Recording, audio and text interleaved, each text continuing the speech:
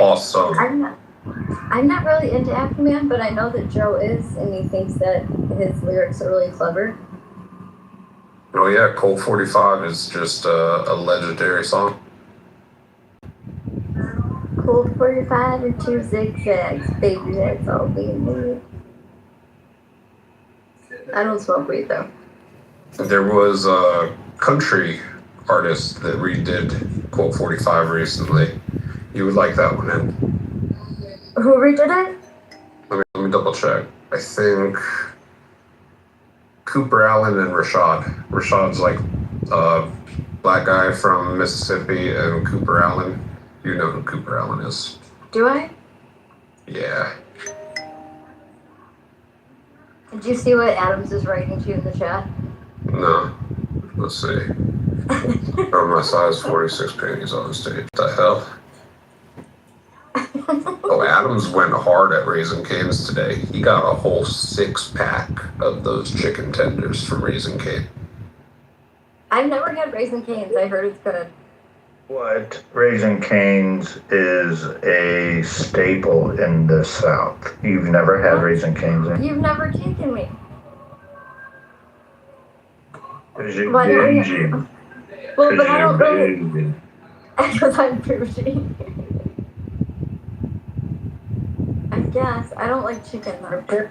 It's the stupidest thing anyone ever write to somebody. If you wanted to get somebody and take them to jail, like, that would be the perfect note you would write. You know, the Kitover has also said that she doesn't think dinosaurs exist and that the phones are fake, right? Wait, I don't believe shit like that. People take things that she says out of context all the time.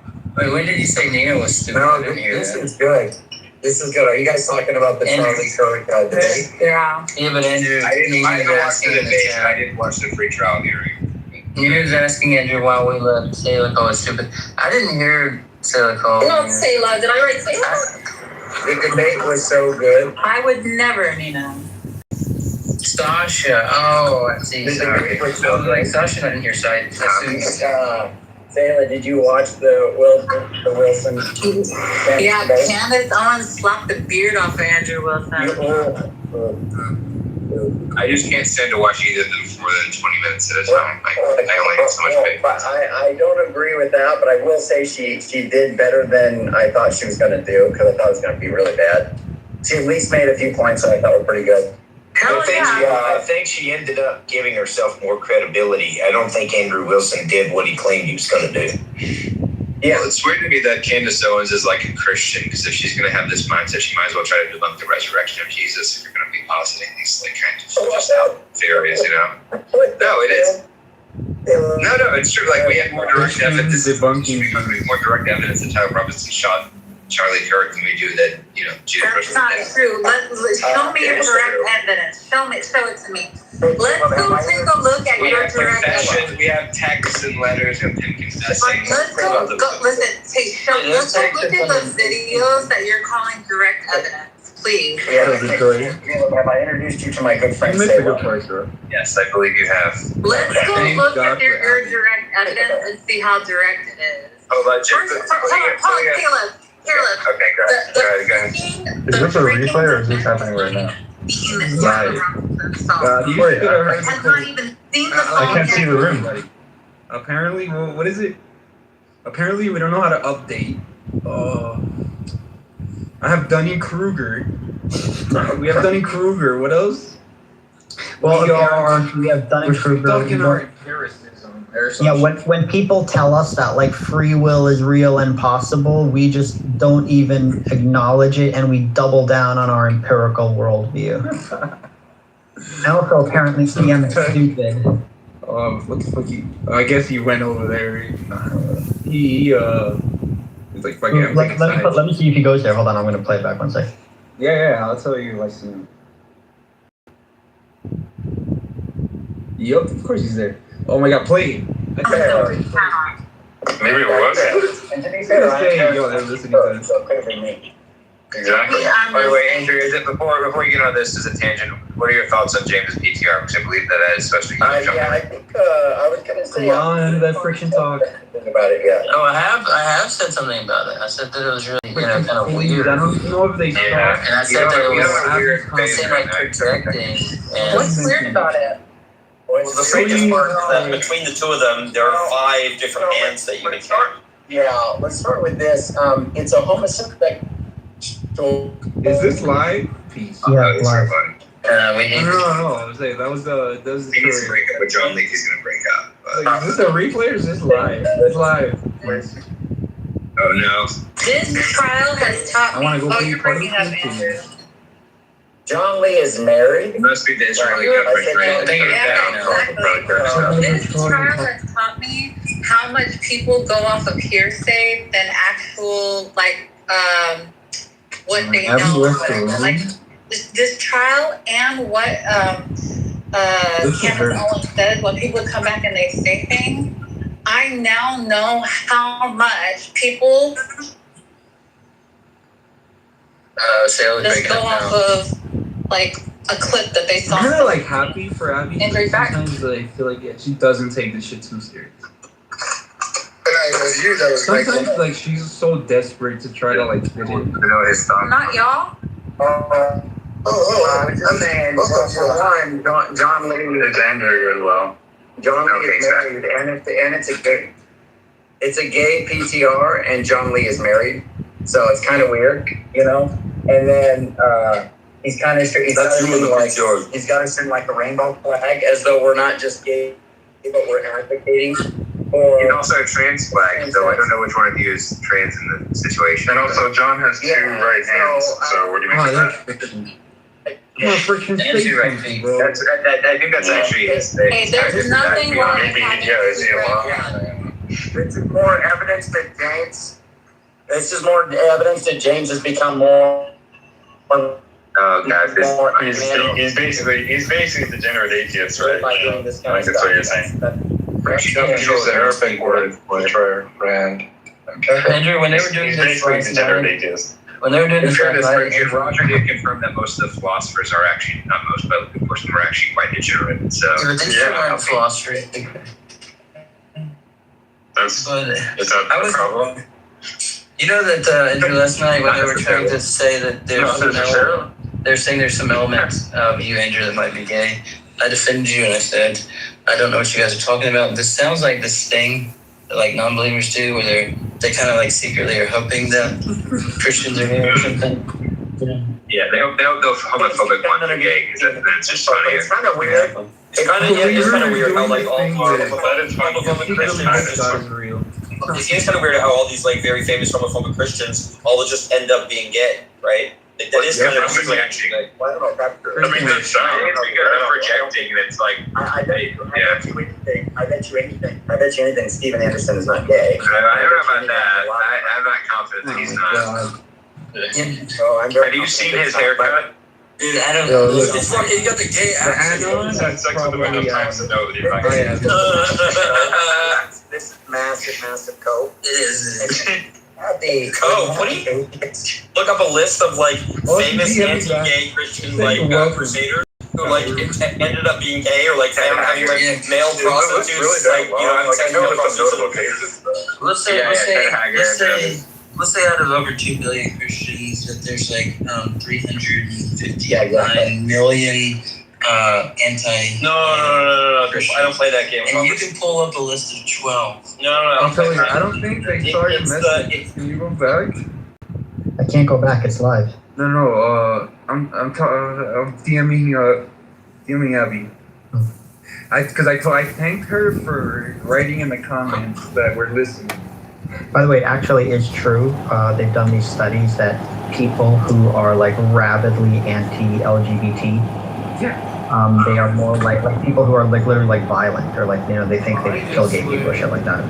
Like they are actually more likely to be sexually aroused when they see gay porn. That is a fact. Dude, it's like name again one of these like aggressively homophobic, at least like I don't know, Republican politicians that didn't end up being gay, bro.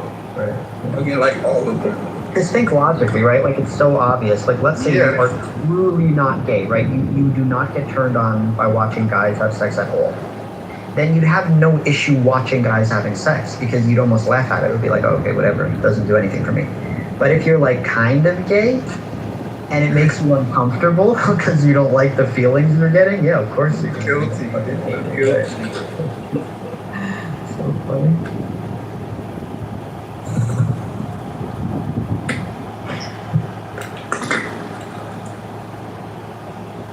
Yeah, let's see what Abby says. And I told her, I'm like, can you go back? I don't think they saw your message. Can you go back and like tell them again that we're listening? I just wanted to talk about his dream. But like now, knowing that we're listening, that's gonna be good. But like what's crazy to me is like I'm just for fun as like an anthropologist, I try to see it from their point of view. And like from their point of view, they really think that like we don't update. So let me make it clear because they want it when when they tell you free will is real and you point out that makes no sense. Here are the issues with that. It's contradictory. It's not empirical. It doesn't map onto the way reality behaves. They think you're not updating, right? They don't say you refute my position. They say you're not updating. Yo, Coco says, dude, Andrew and bigotry, no way with who? And we have a in the 14th century, when they would burn like people alive at the stake for being heretics, they would probably say the same thing. They'd be like, "We told you Jesus is real. You're not updating. You're not updating." The irony about this updating thing is that their fucking religion hasn't been updated in thousands of years, bro. Their beliefs are fucking ancient.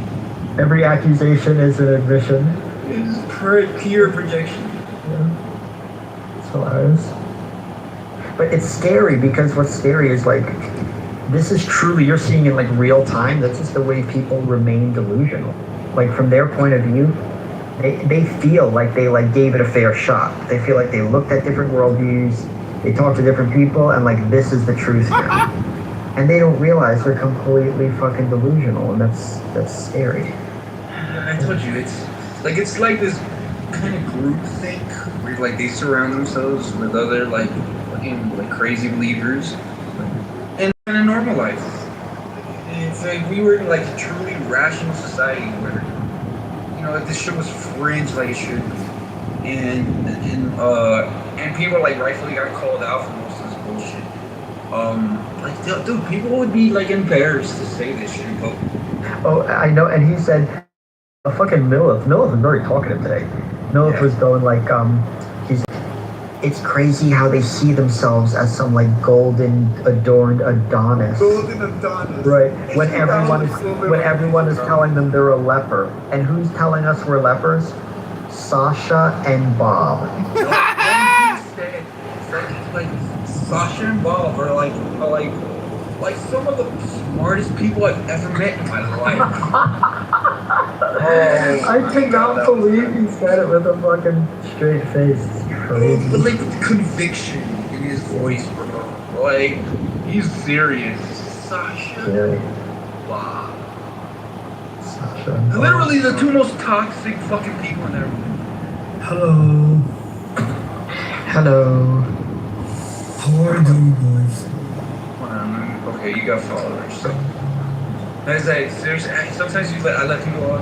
Like now I check, they have like 0 followers or Dr. Centimeter, shut the fuck up. Nobody wanna hear your fucking speech. Who the fuck is this? Yeah, No, whatever. They know me obviously. You look like We're getting a lot of little. you look like a fucking prisoner, bro. This is my mugshot, You bro. look like an inmate.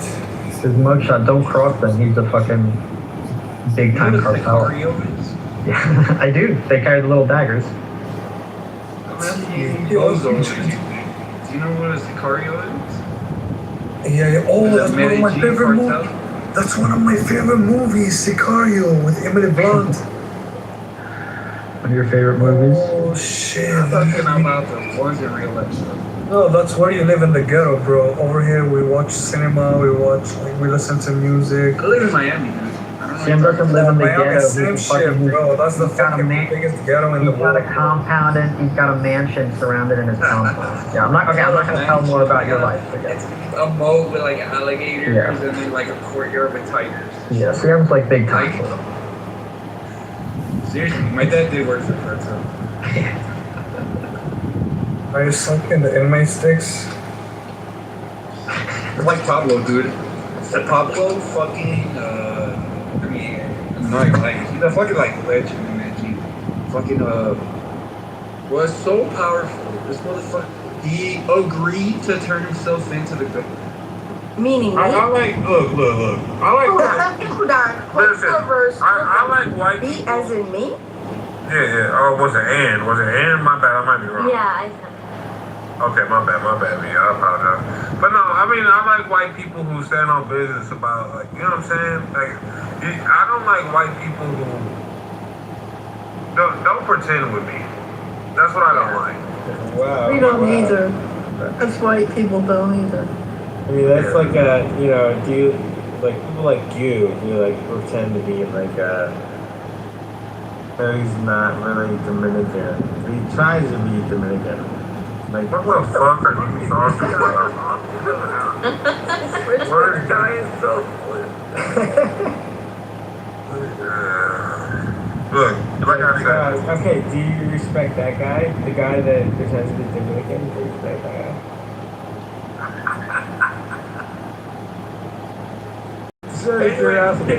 Carry on, what were you saying?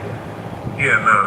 Like, you know, I like the white people who, like, got respect for their culture. You know? That's right. Yeah, you know what I'm saying? Like, I fuck with racist white people. I fuck with that. Like, you Wait. you fucking with your own people, I ain't got a problem with it. You know what I'm saying? Can you elaborate? What do you mean by you fuck? I mean, you would shut the fuck up, I could. You know what I'm saying? You talk too much. Okay, you don't have to be You talk too much. You don't have to be aggressive. I mean, I'm black. What do you expect, right? I don't know what that means. Alright, well, like I said, just shut the fuck up sometimes, you know what I'm saying?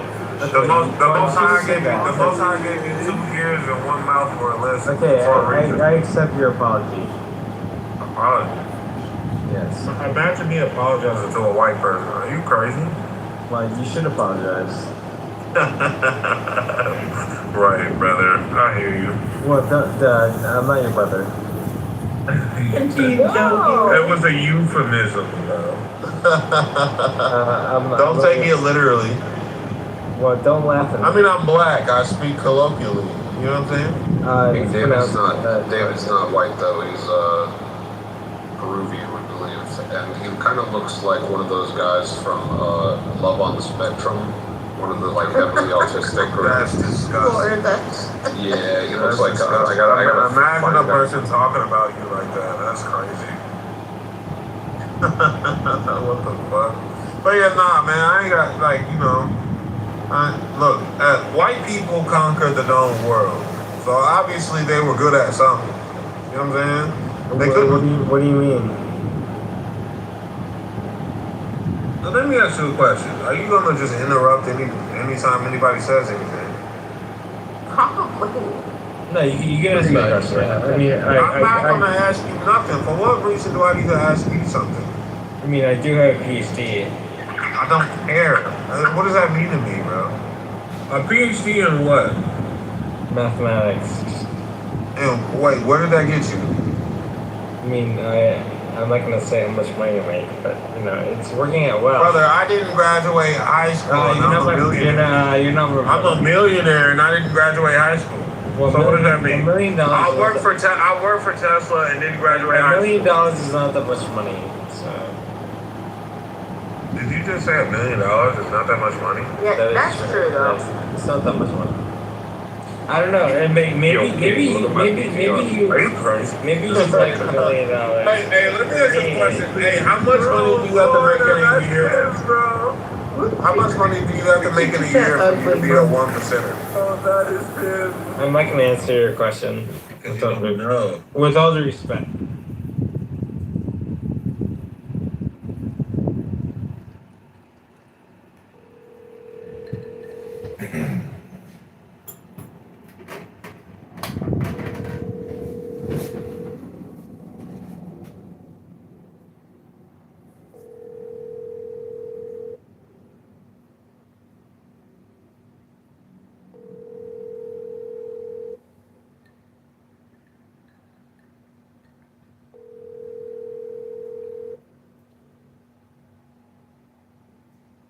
Your call has been forwarded to an automated voice messaging system.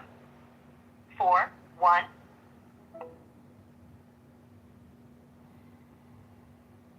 Hey, Eastleigh. I'm sipping a little red wine, waiting for my dry to finish the close. I've just been doing home chores, landscaping, working out, sun tanning all day. How was your day, beautiful? Why aren't you his brother? Yeah. Why? I mean, I'm saying it euphemistically. I'm not being literal. Well, I'm curious, David. Yeah. I thought you were a nice guy. I am very nice. Thank you. He's a wolf in Why sheep's wouldn't you clothing. consider all men on this planet your brother? Exactly. Well, I like Goo. Goo can be my brother, but Are you Jewish? He doesn't believe in Christ. Wow. Yet. That's an interesting question. Well, Are you I'm David? just wondering because a Christian wouldn't say something like that. Interesting, right? Are you? This makes sense. Anybody Wait, Okay, Ann, hold on, Ann, hold on. Calm down. David, are you Calm down. Jewish? Calm down. No, let me explain. I'll explain to you, King and Dima. So he was born and raised Catholic, but he said that now tell me if this makes sense. Now people know what Catholics believe in, right? And he said that he would marry a Jewish girl and he would raise his children to be Jewish. Hold on. Stop trying to reason. Stop trying to figure out or dissect David Bobadilla. You're just I would okay. So my last girlfriend was Jewish, and she's awesome. I like that. Nobody cares about your life, brother. I'm not gonna lie. The thing is, it's like a contradiction because if he's Catholic, how would you want to raise his children? Because he's Jewish. Well, they're allowed to lie to you. Okay. There's nothing wrong being okay. Okay. So if I'm gonna have, wait, hold on, David. Is your brain malfunctioning? What's wrong with you? Let's do this experiment. So, David. No, I was trying to listen to. That's also something you're never supposed to say. David, hold on, Goo is talking. Sorry. David, hold on. Let's do this experiment. So, you would consider me your brother, right? Yes, you're one of the good friends. You would consider Joe Hero to be your brother, right? No. What? Oh, interesting. This man's a simpleton. What about William Wallace over here? He's cool, but not my brother. No. Okay. Would you say I'm your sister? Like you, yeah, you're cool. I always consider you. Okay.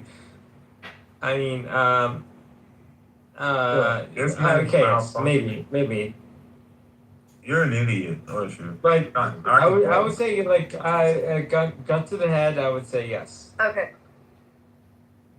But gun to the head. Hilarious, huh? That was funny. I guess. This man's an idiot. So what is the issue? You're inbred. That's the issue. You're inbred. That's a personal opinion. I don't know where that comes from. To be honest. You're Jewish, brother. I mean, you have to be, right? Okay. First of all, are you being anti-Semitic? Wait, you think you're Semitic? No, I'm asking you. Stop being anti-Semitic. So no, right? Is the answer right? So how can I be anti-Semitic when you just said you're not Semitic? No. How is that possible? I didn't. Okay, I'm just telling you, stop being anti-Semitic. That's all.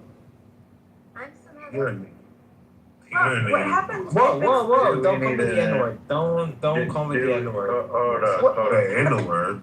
What happens when things like the tree? We identify who's the brother. He just called me the N-word. David, hold up. One mic on beam. Moderators. Thank you. Moderators. He called me the N-word. Oh. Do you not know where you're at? You know how many times I've been called a nigger in here? Whoa. Okay, I don't say the N word. Okay.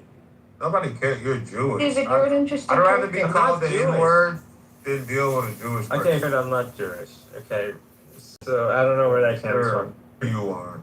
David is the most flagrantly autistic drunk person I've ever met. David, are you He's drunk? an idiot.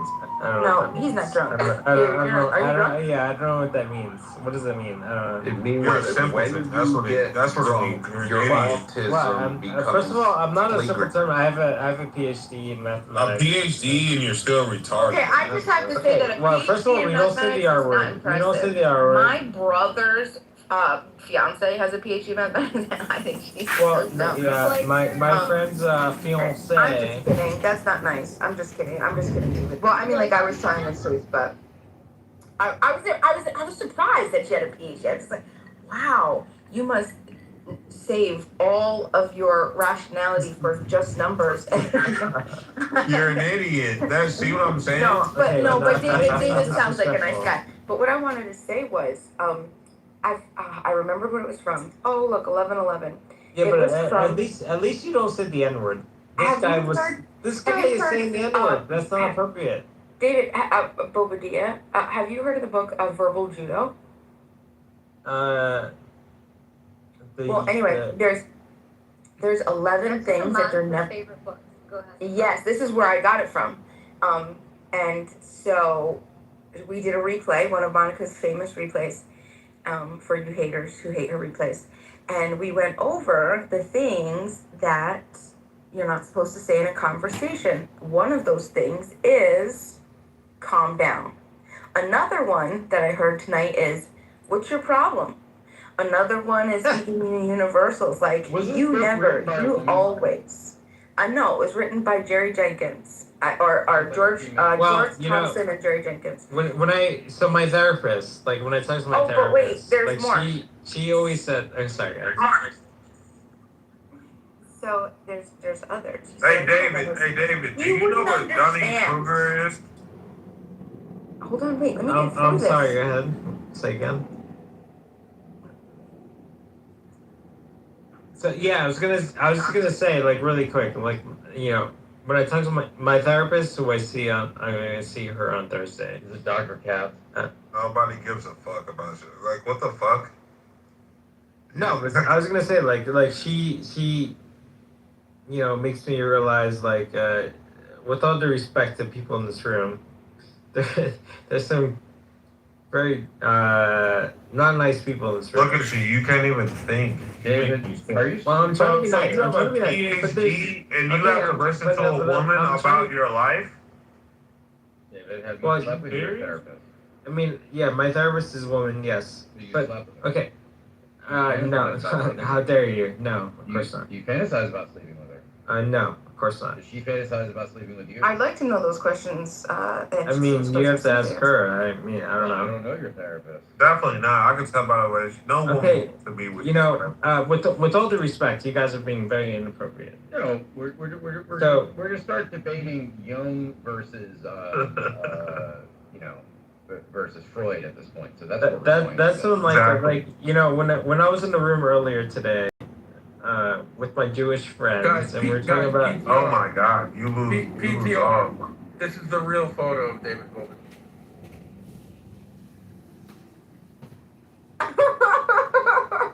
Oh yeah, you look. Yeah, he definitely was. He's an invader. He's an invader. Docs. You know, you have to give it up to him. He is tall for Peruvian. He's not that tall.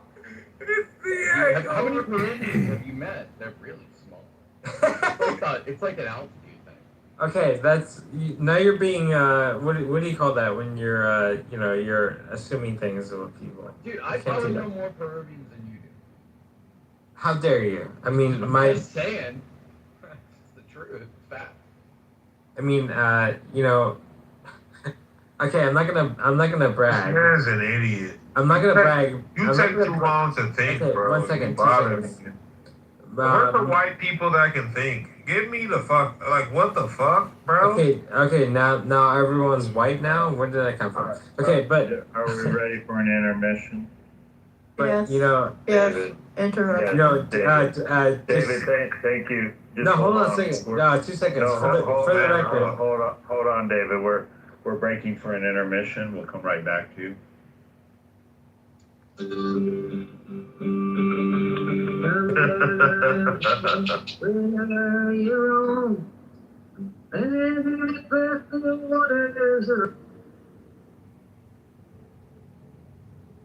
really funny. Well, it's really funny when you get it about. He's talking about what you're looking at, but obviously the stewardess hears he's trying to blow up the plane. That's the type of jokes they give in it. I was thinking, next month is 20 century since 9/11. Yeah, bro. Crazy. Another good joke. So like, yeah, dude. Don't speak too soon, on a wheel still in spin, and there's no turning.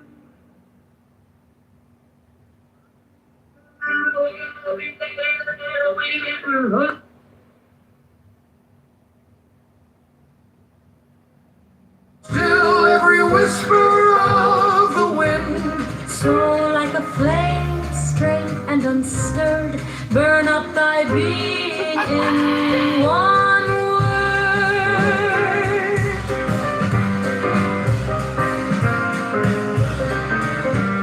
Next, still that ecstasy prolong, thy meditation steep and strong, slaying even God, should he distract thy attention from the chosen act. past all these things in one or powered, time that the midnight blossoms flowered. The oneness is yet even in this, my son, thou shalt not do amiss. If thou restrain the expression, shoot thy glance to rapture's darkling root. Discarding name, form, sight, and stress, even of this high consciousness. Pierce to the heart, I leave thee here. Thou art the master I revere. Thy radiance that rolls afar, O brother of the silver star.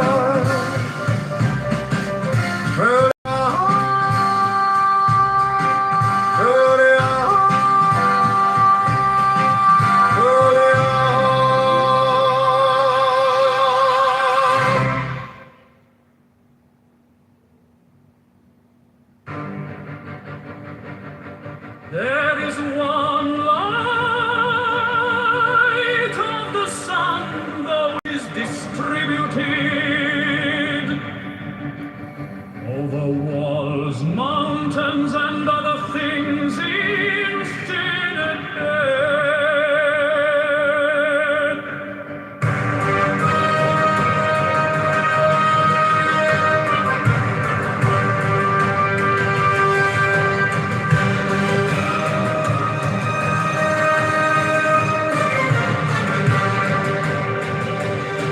There is one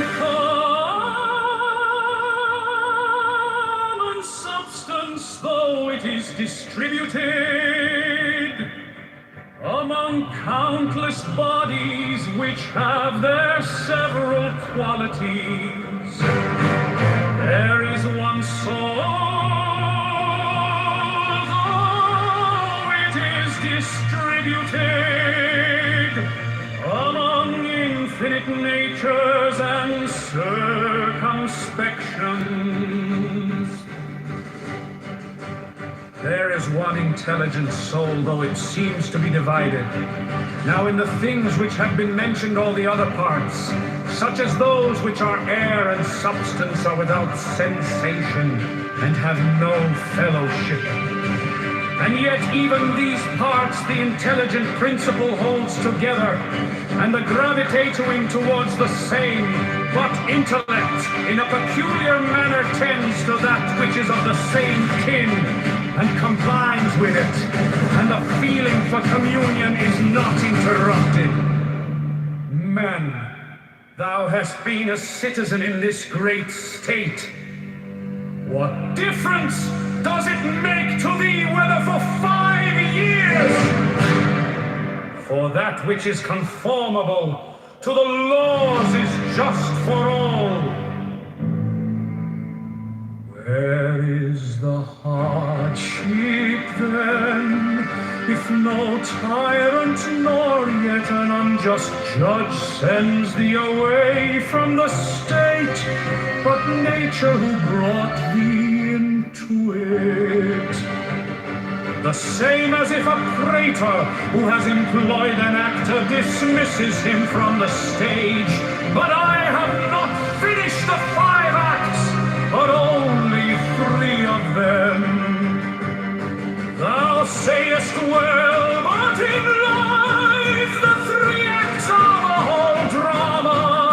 For what shall be a complete drama is dictated by him who was once the cause of its composition, and now of its dissolution. But thou art the cause of neither depart then satisfied. For he also who releases thee is satisfied.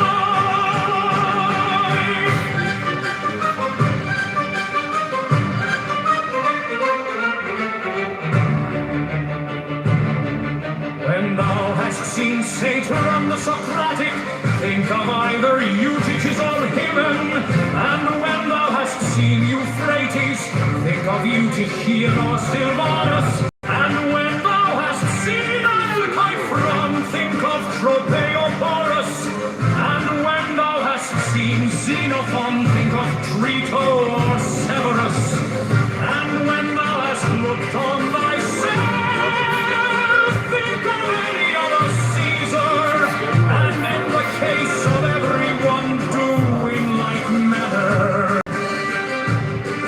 Then let this thought be in thy mind, where then are those men? Nowhere, or nobody knows where, for thus continuously thou wilt look at human things as smoke and nothing at all, especially if thou reflectest at the same time that what has once changed will never exist again in the infinite dark.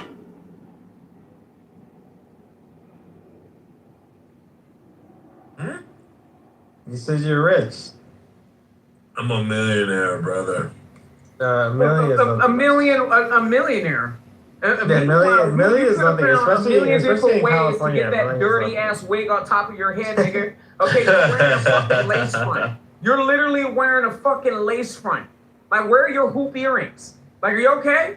Where are your hoop earrings? You wearing a fucking lace front. That ain't all your hair. You wearing fucking... Wait, you think this is in my hair? You look stupid. You look like the nigga version Nigga, of what do I look like? You look like the nigga version What I look of like my Cowardly mom Lion. wearing a lace You look front? Are you stupid. crazy? You look very stupid. Are you crazy, bro? Well, a black man wearing a lace front is disgusting. Never, brother. Never. Yeah, but you have to agree, like $1 million isn't. So get that rug off your nappy head. Hey, I'm not gonna lie, brother. You're poor. Whoa, wow. Arguing with me is insane. You should argue for your own people and shit. You said you're black though, right?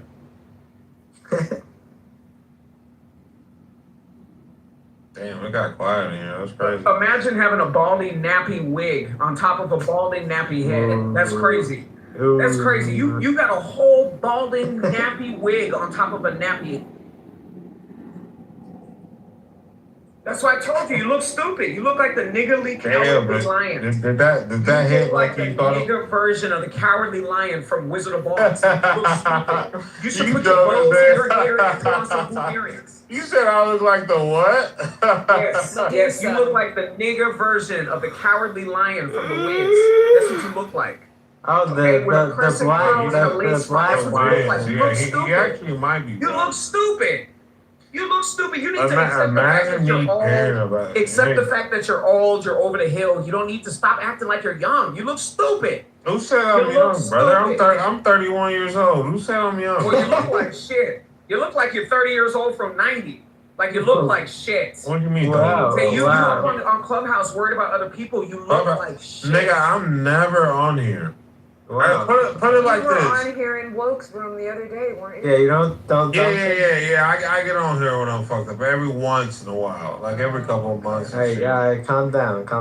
But I will say this though, I'm gonna be honest. I like arguing with niggas. You know what I'm saying?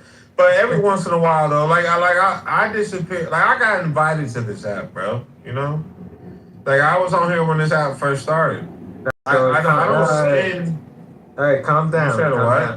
Calm down. I said so were we. Listen. If somebody made a meme and you have 2.1 followers. You look stupid. 2.1K followers, bro, and you're on here all the time. You look stupid. You said what, big dog? Whoa, wow. No. Stop calling him the N-word. God damn it, David, will you shut up? Yeah, literally, shut the fuck up. Okay, well, first of all, don't tell me that. Shut the fuck up, you dumb goddamn beaner. Go back to that fucking Peru, wherever you're from. There you go. Yeah, see. I fuck with that man, bro. Well, Joe and Pepe, they're the type of white boys I can deal with, bro. You know what I'm saying? Well, I can deal with that. Pepe is not white. And I'm from New York. I'm not from white. Yeah, but you're Peruvian, you know, despite being from the U.S. Well, I was born in the U.S. So. Wait, why'd you just let him talk to you like that? Why'd you let him just talk to you like that? Because he's a beaner and he knows it. He can't I'm okay with You should argue with Pepe and Joe anytime they say Pepe's fine. No, he's really not fine. He's racist as hell. But well, it sounds like it sounds like you're more racist. No offense. I mean, me and Pepe are neck and neck. You know, like. But you not arguing with somebody and they just talk to you like that is disgusting. Well, I'm actually arguing with you. No, but you're a dirty beaner. Yeah, but I do know the PCs. Okay, you're fine, beaner.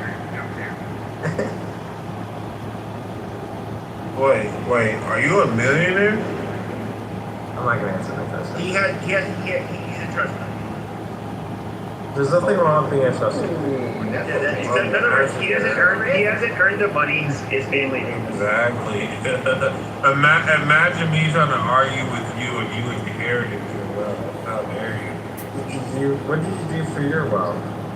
Well, you inherited. So in other words, you did nothing for yourself. Literally, if you inherited your wealth and you flex on being wealthy, I never flexed anything. That's stolen valor. No, that's stolen valor. Stolen valor, literally. Absolutely. You did not go through the grind. You didn't make it to the bottom to the top, and you're not dead. And so we can sit here and say, oh. But if you didn't earn it yourself, you deserve 0 street credits. You didn't do it yourself. Exactly. And I can tell by the way that you talk that you're an idiot. Like every single time that you talk, you start stuttering and shit.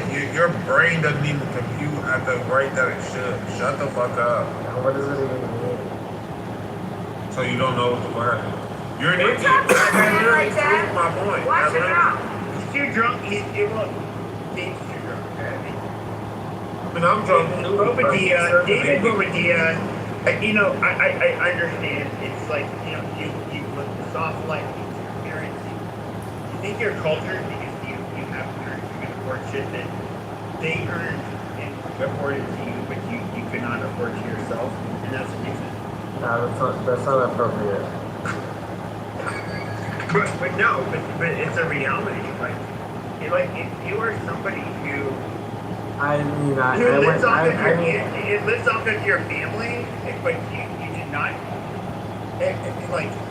actually accrue any of that wealth yourself, like that you're nothing for your like so like your family, for example, like your dad or grandfather, they would be in business meetings with like bigwigs, and they would have their talks, they would do negotiations, whatever, and they could do that. That's cool. If you're lucky enough that you were born to a family like that. Hold on for it. If you were lucky enough to be born in a family, that could do. Oh no, I was talking to Pepe. I was talking to him. No, I get it. But Hey, him who? hey, you. You. When it comes to You're an idiot. You're an idiot. That's not. hold on. When it comes to Calm down. but when it comes to, okay, unfortunately, this is where like the wealth disparity that you see, you basically get the parents Miltons, you get the retards that basically inherit a lot of wealth, and they are, I don't know, they think they're better than, despite I don't think I'm better than anybody. absolutely nothing in their life except for being drunk on Netflix. I'm not better than Or anybody. Clubhouse all day. Well, I don't know what that means. I don't feel like I'm better than anybody. Yeah, but I go to PhD. I go to you dropped it like 3 or 4 times tonight. I go to PhD. And I don't even know if you got a PhD. Okay, but the reason being is your blood alcohol level has never been below like 0.30, so I can't gauge that. Well, the only reason I say I'm click on my PCR and blow it up.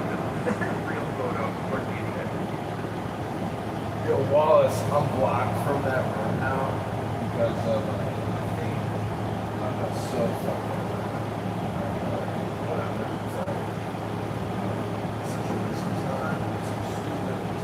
Hard to get it. I don't even think that all that money.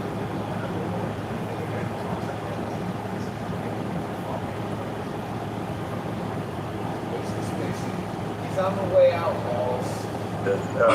Wow. What the hell? You can't say that. You can't say that. Wait, what's a magic? No, What the Barack. hell is that? Hold on. We have black men in here that do not know what the Magic Negro. Yeah, we didn't make the movie like Yeah. White Man Can't Jump. We didn't even make that movie. But it's like, it's funny. But yeah, I believe this is a moment for us to hold content regarding what the Magic Negro really is. Can you explain that? yeah, explain it. Yeah, we listening to that. Hold on. Or Remember the Titans. Come on. I think he's just like saying the word Negro. No, It's funny. it's not. It doesn't kind of roll off. Without the magical Negro touch, you would not have what you have today. Saying that is it kind of racist? No, it's not. David, shut the fuck up. Everybody's not victims, bro. Just because we're black doesn't mean we're victims. He's gonna make me sick. Shut the fuck up. More ass, bro. Hey, guys. Okay. Can we breathe? I'm relaxed. Hold on now, since we have. My therapist. Hold on, David, hold on. We're starting a content segment. Since we have people unfamiliar with what the Magic Negro is, I have posted at the top article look, I didn't frame it this way. I did not create this. From the top right here, you can see in the pinned post of the Jumbotron. It's an LA Times article that was written in 2009 about the Magic Negro. And what the Magic Negro is that there was a belief that there would come along a black man. What you're saying is making me very uncomfortable. David, if I need to put you in the audience for this segment, I will. I didn't invent this. I'm just reporting it for the Yeah. So can you stop saying the N-word? I'm not saying the Why don't you N-word. go to the hallway and come back and Listen. Look, I just come from the deep south. I'm familiar with this, so. That's not an excuse. God damn it, no one's in the audience, for fuck's sake. All right. All right, David, you have to go to the audience. You've been voted off the island. All right, so there was a belief during, the yesteryear and the before times, back before COVID, that there would be this magic Negro that would come along, and he was charming enough to charm the white people into believing that he would be able to save everybody. And in 2009, an opinion article from the Los Angeles Times was written by a black journalist titled Barack the Magic Negro. And it was believed that this man from Barack, this man named Barack, would come and save the Negroes and the white folk. I'm not making this up. I'm not making this up. There's an article. Sounds so weird. I'm not making this up. So there's a song that goes along with this. And if anyone's curious, I'm going to play that. Yeah, Pump the Magic Track. Yeah, I've heard it. I'm going to play it as an intermission, and everyone can read, and then we'll read the article. Okay. Hold on now. Everybody stay on mute. Stay your fucking asses on mute. Right there, who the fuck are you talking to? Shut your faggot ass up.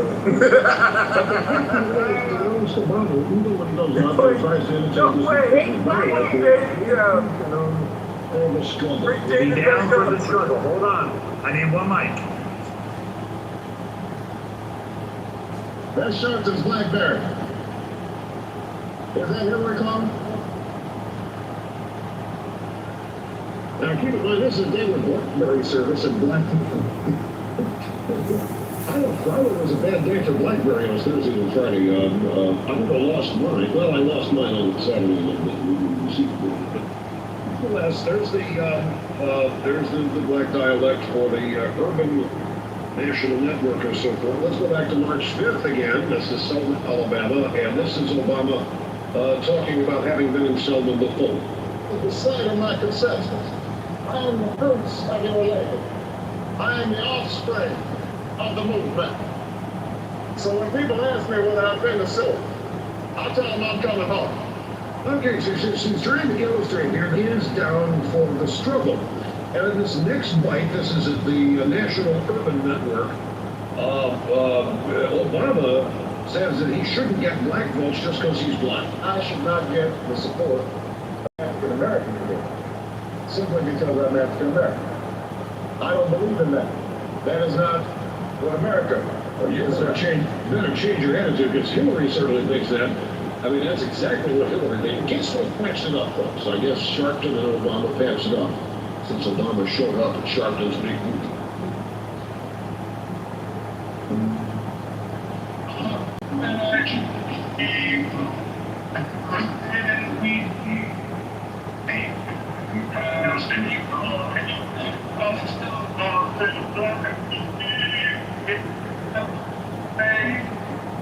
Bro, come on, bro.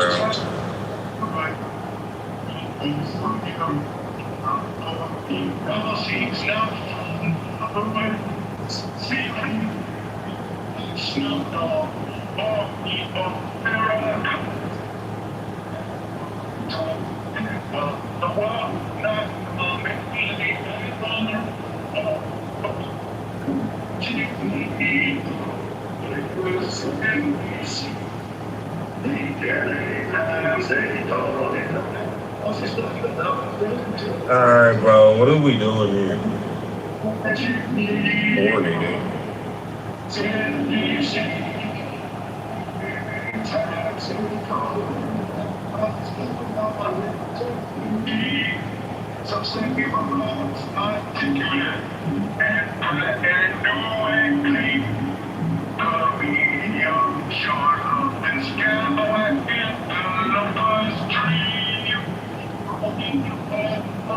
Alright, bro, can we stop this shit? You know this isn't real, bro. Oh, you're gonna slow down.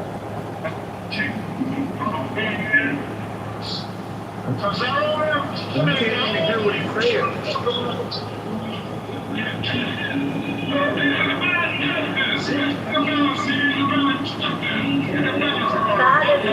David.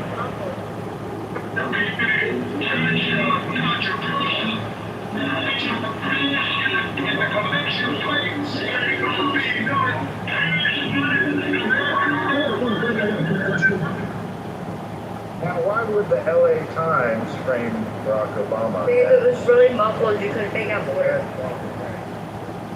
Oh, that's a Okay, I think we got the point. So you get the point. Play the hot light from Jesse Jackson and now from 2008. Hey, check it out when he said when the Negro would stop talking about black people or talking down to black people. He said if they got him on a hot mic and Jesse Jackson, that this guy thinks we're all from four countries. Yep. But nobody cares about what Jesse Jackson has to say. I'm confused why that matters. Well, I would think that Jesse Jackson once ran for president, also was like right-hand man of Martin Luther King. Might have an opinion about a black politician and how authentic they are. Wait a minute. You said Jesse Jackson has an opinion about the... Wait, hold on. James, are you black or white? I believe he said he clipped that nigga's nuts. His words. Yeah. The whole point was, I think somebody like Jesse Jackson has an opinion on the authenticity of a black politician. Hey, like a wise man once told me, an opinion is like an asshole. Everybody has one. Nobody gives a fuck. Nobody gives a... Nigga, nobody has ever in their life, if you're black, been like, what does Jesse Jackson think about this situation? Ever. Actually, a lot of people. No shit, bro. You think all black people are retarded? Like we can't think for ourselves? I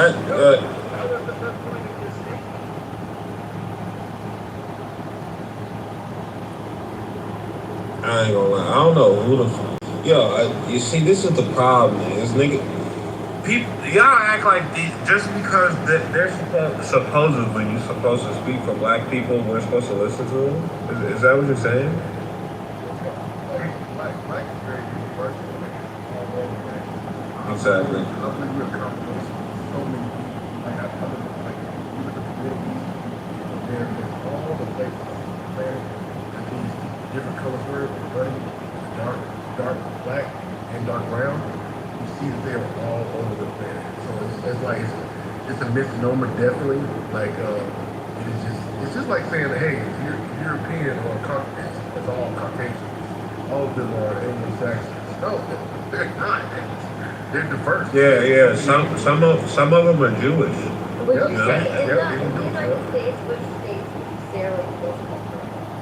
Oh, I missed what you said. What's the end? I said in the United States, which states would you say are like most cultural? I think every place is a culture.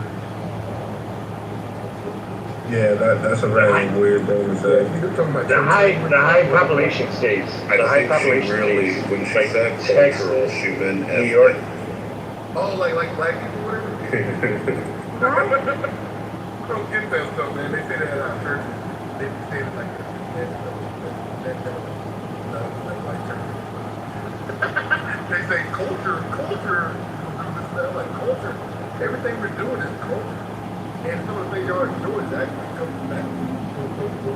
Oh, see, when I was like, okay, it's like airborne is obviously like a lot of Arabs. So I meant like cultural differences. Yeah, we're not the same type of black. Okay, here's Yeah. Pepe, for you. Hold on. If we're gonna talk about Michigan in particular, Yeah. we can look at Motown. We can look at what the fuck was his name? Something Berry. Chuck Berry. Hold on. I'm saying Chuck Berry, bro. There's no Chuck Berry. There's no denying, at least culturally, this is where I extend my hand to black people. We don't need to do that. The amount of like, for example, musical, innovation that they had That was grassroots. It wasn't like manufactured. That literally dominated the fucking world. You have to give African Americans their cards when it comes to that. That's one thing nobody can deny. Just music, huh, Pepe? No, it's in his No, I used it as an example when it came to Detroit. Copy. All right, bet. Motown, and then when I was in, before like, no, like I realized like music culture and stuff, so I thought like how like people are like in Louisiana, and it's like these most have in my bands I had never seen them before. And that was pretty awesome. Yeah, my ancestors, they come from there. My great grandma, she was from there in Baton Rouge. But it's cool because a lot of the Indians are down there too. They blend in with black. You mean Native Americans, right?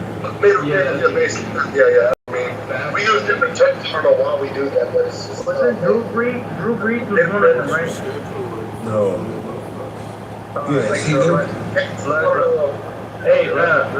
As long as niggas are not pretending to be niggas are cool with me. Hey, let's not skip over the food. I don't like you at all. Let's not skip over the food. Let's not skip over the. That's a fact. Richard, 1 second. Let me clarify this. So, in New Orleans, every year they have Mardi Gras Indians, and it's been going on for about 150 years. And black folk in New Orleans dress up as Indians because they were treated worse than the Indians were in Jim Crow America. Okay, so part of why they represent themselves as Indians is due to the atrocities that they face. That's not the reason why. That's not at all. That's you're way off. No, that is the that's why the Mardi Gras Indian. Brother, How do you go ahead. Tell me how I'm wrong. Here's why they do that. Because they used to stay together. So during the misogyny law era and stuff like that, where white could only marry white, black could only marry black, and brown could only marry brown. That wasn't okay, but hold on. That's not true at all. Wait, hold on, don't interrupt. When it comes to Louisiana, it's a much different story. So you had the decree of races, where basically it was Spanish territory, and you had the great expulsion from at least half of my family, since they were Canadian. So basically, after the great expulsion by the British, they went to where? Louisiana. That's far. Nigga, if you're talking about New Orleans, that is. What are you? Hold on. Do you think I'm an idiot? Hold on. You talk so much. Don't be disruptive. Okay. I have not been talking too much. I've been Be succinct. Everybody who speaks, be succinct. So when it comes to that, we had the decree of races, which was Louisiana was a Spanish territory. It said that you're. No, it wasn't. It was French. You idiot. What are you talking about? No. Haitian and Creole, French. You don't know what you're talking about. I'm done. I know exactly You're what an idiot. Stop. I know exactly what I'm talking about. Louisiana was Spanish territory, and so they had a decree of races, which basically allowed European people of Catholic, faith to be able to move down there. And so that's where you ended up getting the Acadians, which ended up being called Cajuns down there.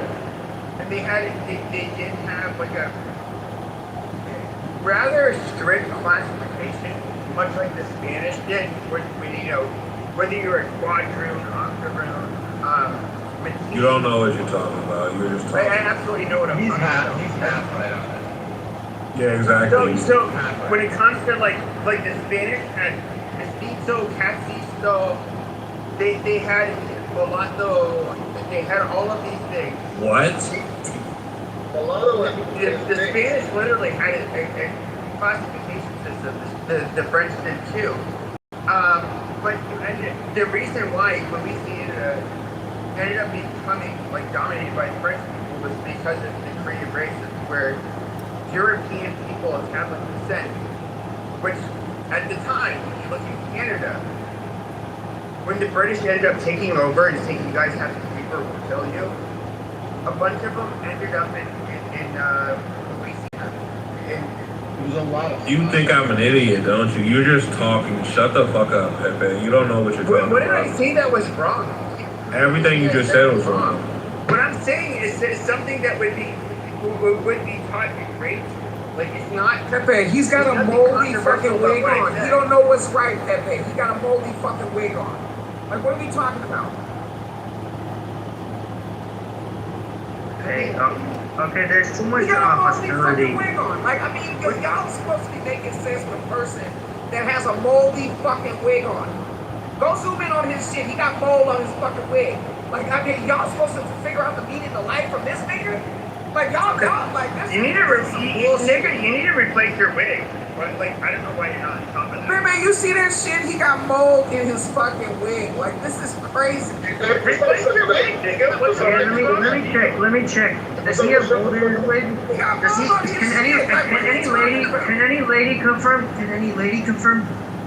that we need a lady to confirm this? No, but you're not black. Where's the black women? Hold on. We don't want to hear from any Africans or Caribbeans. We want to hear from black women. Okay, that's all I was asking. You don't let just Yes, I'm confused, because you're coming at me wrong. We're trying to hold my mouth. Okay, so the black lady. Of course, a gay black woman wants to say that a black man doesn't know what he's talking about, right? No. The black lady confirmed that he don't have mold on his wig. Okay, he confirmed. It's a black lady. But here's the thing. We are American. Wait, Pepe, one more black lady. On the bottom right hand corner, that's mold. You don't wash his shit. Wait.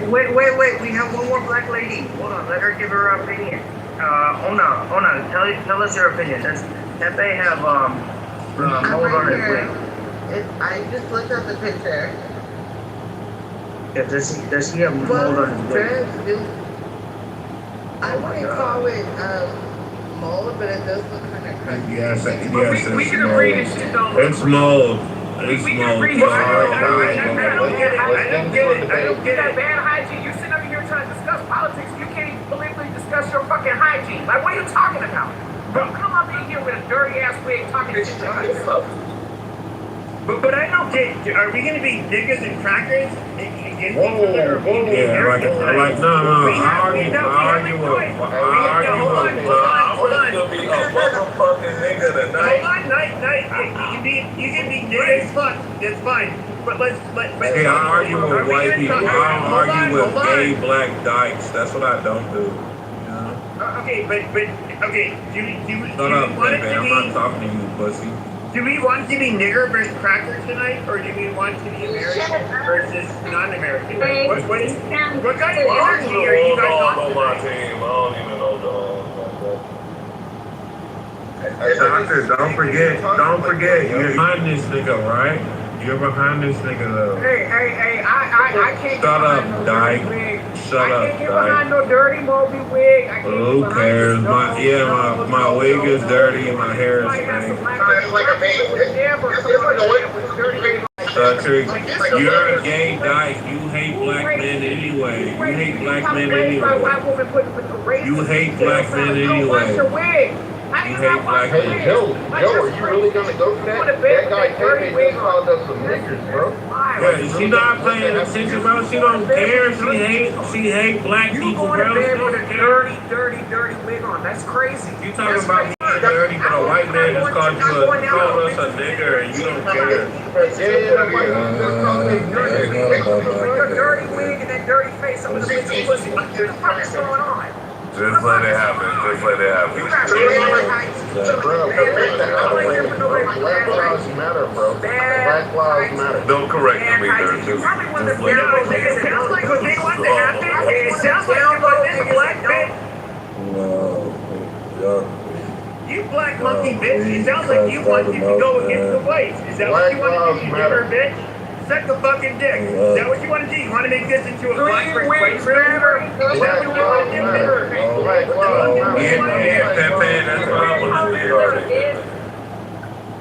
We're not gonna let y'all do this, man. Y'all not finna derail our room. Y'all don't know where y'all at. Y'all don't know where y'all at, bro. I ain't gonna say they attacked me, but they made a lot of assertions that can't. But I know you hear me talking, nigga. I know you do, though. You got a pink ticket, so welcome to these niggas, bro. This is what they do. But, we weren't even talking about this shit, but then these fucking niggers came in this fucking room wanting to search stuff. Hey, hold up. Hey, here we go. 1, 2.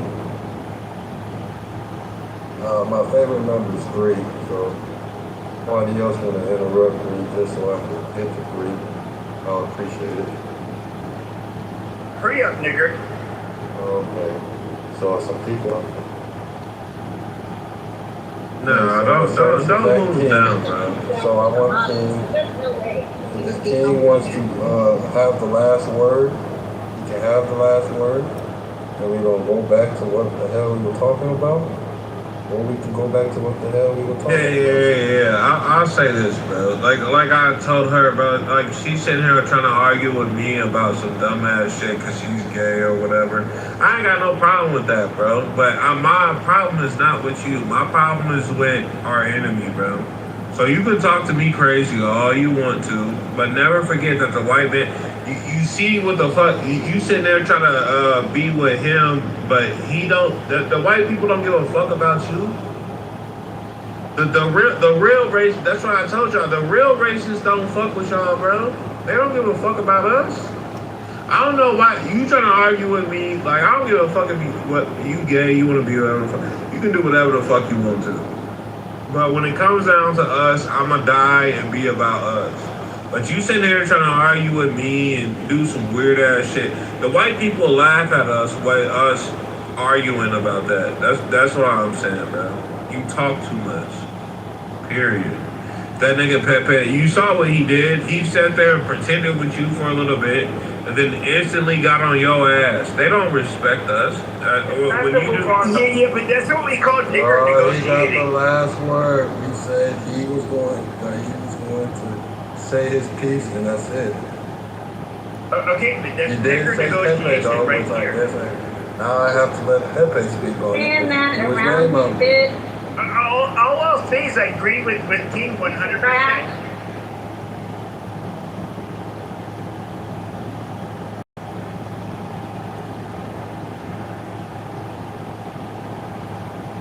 Oh, now you people are quiet. That's amazing. Do we need to move on to the conversation about? Fine. So the original conversation is in 2007. An LA Times journalist wrote about the Magic Negro, and what he talked about was that there would be this figure that would come along that has no past, and he simply appears one day to help the white protagonist. Now, why in 2007 this article was written in reference of Barack Obama, and why would it be framed as such? The print scare doesn't. Well, That's what we were talking about. We were talking about Louisiana and that American. I think about that article was written. I think it was already on the radar. The Democrat Party. No, he came out of nowhere, bro. no, he didn't. He did a lot of work in Chicago. He did a lot of work in Chicago. A lot of work. Did a lot of work. He did a lot of work in Chicago. Let him finish. Adrian, get out to get your pants. We're talking. Let you finish. Finish speaking. Yeah, finish your point, nigger. Quit your bitch. Here you go, birth certificate.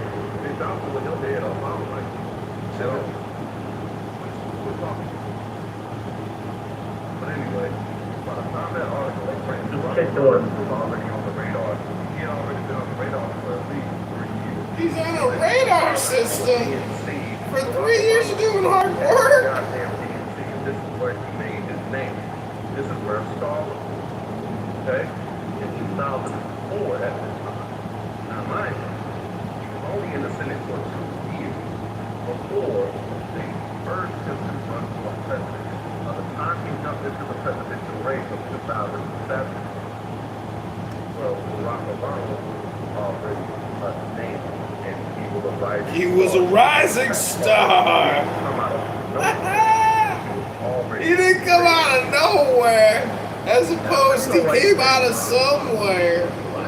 Nothing specific, just the hard work in Chicago. I'm not saying Barack Obama was one of the worst. By what terms? How was he the worst?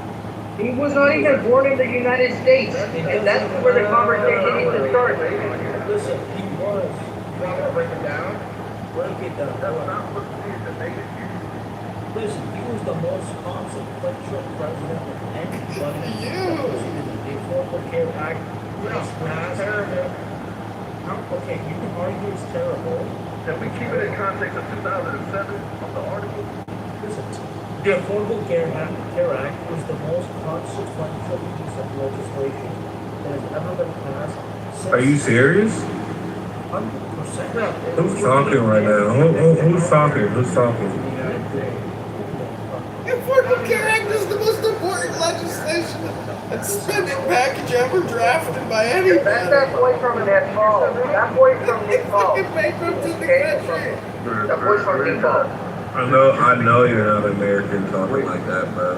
Yeah, He's so we're interested. He's American, but he's from Nepal. Hold on, let's bring some context into this. Hold on. To be fair, look, we weren't talking about Obama's presidency. This was the lead up to Obama's presidency. However, just so everyone's aware, if you're paying very expensive rates for your health care right now, that's due to the Obamacare because they had sundown. Shenanigans. That's not true at all. No, this is very true. Hold on, this is very true. They had sundown. Trump is the one that changed he took away the Obamacare. What are we doing? The one thing you're not going. Hold on, Obamacare is still in place. There was sundown law inside the law. There was sundown 15 years after when the subsidies would run out. Now those subsidies have run out. Now we can complain about the Republicans and the Democrats not doing anything about it.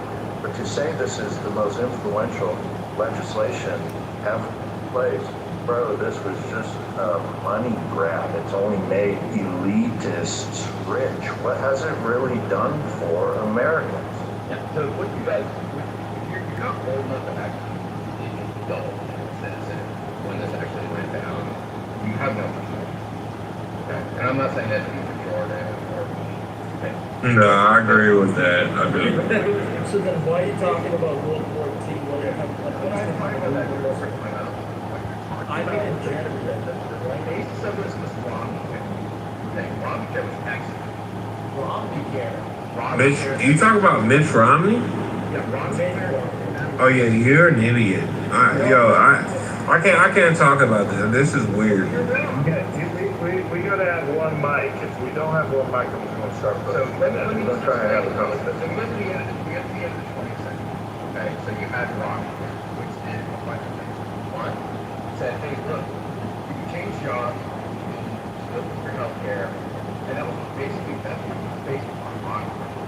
Okay, and it also allowed domestic partners 6 months to establish a residence, be on the same health care plan. Back in that day. It's actually 14 months. Okay, well, it wasn't in Massachusetts. Okay, so you know, because I was there. Okay, you weren't. So it was 6 months.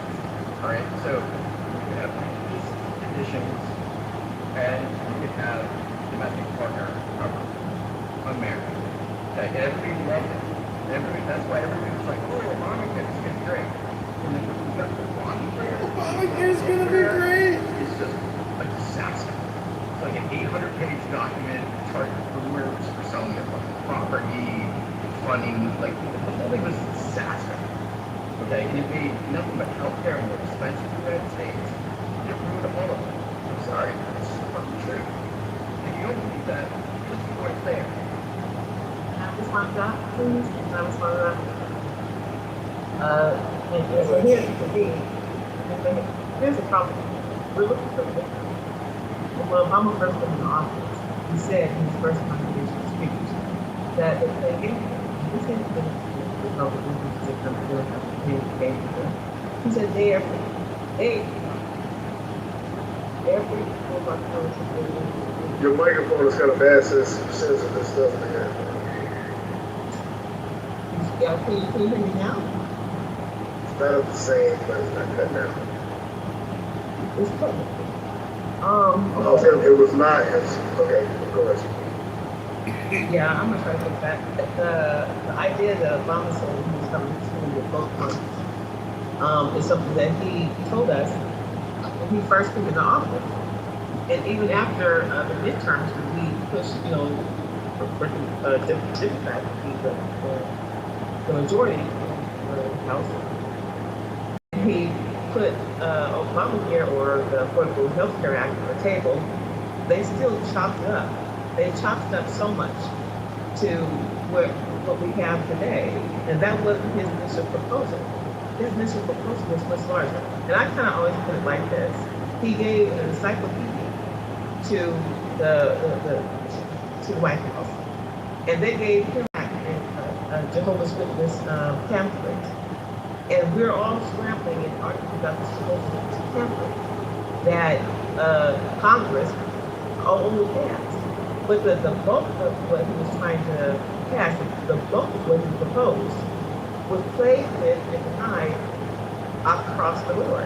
And we still in 2026 are thinking that the dumb shit, just this cap that got is what he proposed. It's not what he proposed. He proposed something greater. And I want to extend that by saying that after Obama's last term, here comes Trump, right? And Trump's campaign, in one of his speeches that I heard, he said that, this is right after Obama, he said that Black people need their own healthcare system. And I asked myself, where the fuck did that shit come from? So I went to AI and said, well, I went to Bells having an argument. Where did he say that? Where did Trump say that? And AI said, he said what in his campaign? He just said in one speech, he said throughout multiple speeches in his campaign that Black people need their own healthcare system. I'm like, yeah, that makes fucking sense. Because there's a Band-Aid that's trying to be fixed in healthcare in this country.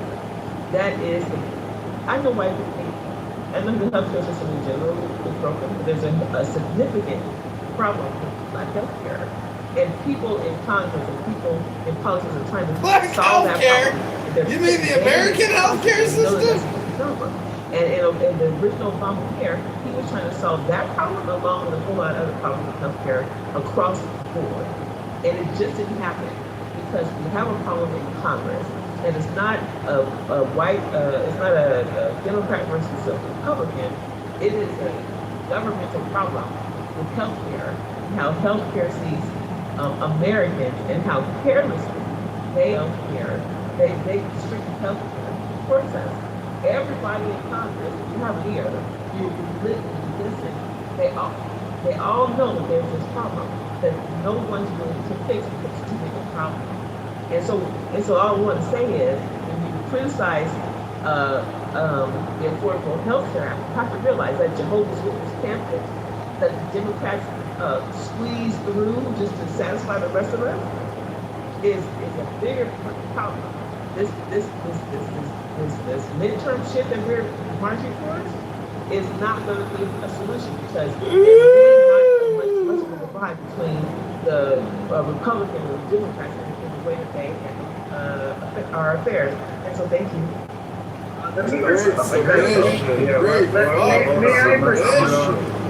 Yes, we're going to get some new voices. We have some contradicting positions on stage.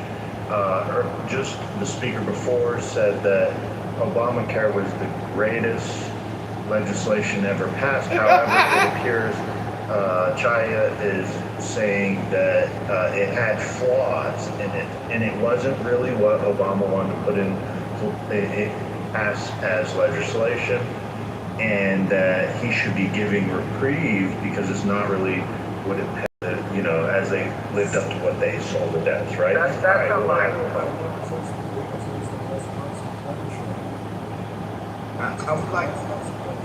would like to address Tanya has said also too, because there was a lot of important points that she had identified. One, we are going to agree that if Obama said he was going to do Obamacare, the Obamacare that we expected, it never went to pass. We all knew what he promised. It was supposed to be free health care for everybody. It was supposed to be, in the likes of... There ain't no such thing as free, motherfucker. It just ain't. Yet there were some changes that happened in the process. I don't know if it was his administration side, but based off of what you guys said, you probably know that certain machines have different calibrations for different races. And one would say that if you're a black man or a black woman, if you're black, then your blood sugar, you are able to sustain a certain blood sugar. So therefore, it's only at this level where you are susceptible to having diabetes. And we found out that because they did skew the machines, they even had the machines at a foundation industrial in a play-by-play build this way mindset that we as black people have had to deal with different illnesses because their machines wouldn't even give us the room to validate us being sick. I don't even know what I'm saying about y'all. I feel like y'all get what I'm saying. Is that if someone else could give that and share that with you, quantum. Yeah, so hold on. This is a little bit of code because the Democrats had 60 senators coming out of Barack Obama's election in 2000 when he took office in January of 2009. They had 60 senators. They controlled the House. They could pass any legislation they wanted. Democrats could write anything inside this law that they desired. However, now we're hearing, and I would agree, it didn't turn out the way that it was sold. Now, why would Barack Obama lie to us when he had the opportunity to literally pass any type of legislation he wanted at the time? And I disagree. Like, what Donald Trump wanted, what one of the other, his constituents and but why did Barack Obama lie was this question. Why did Barack lie? I do believe that Barack lied. I do believe he lied. But he's like,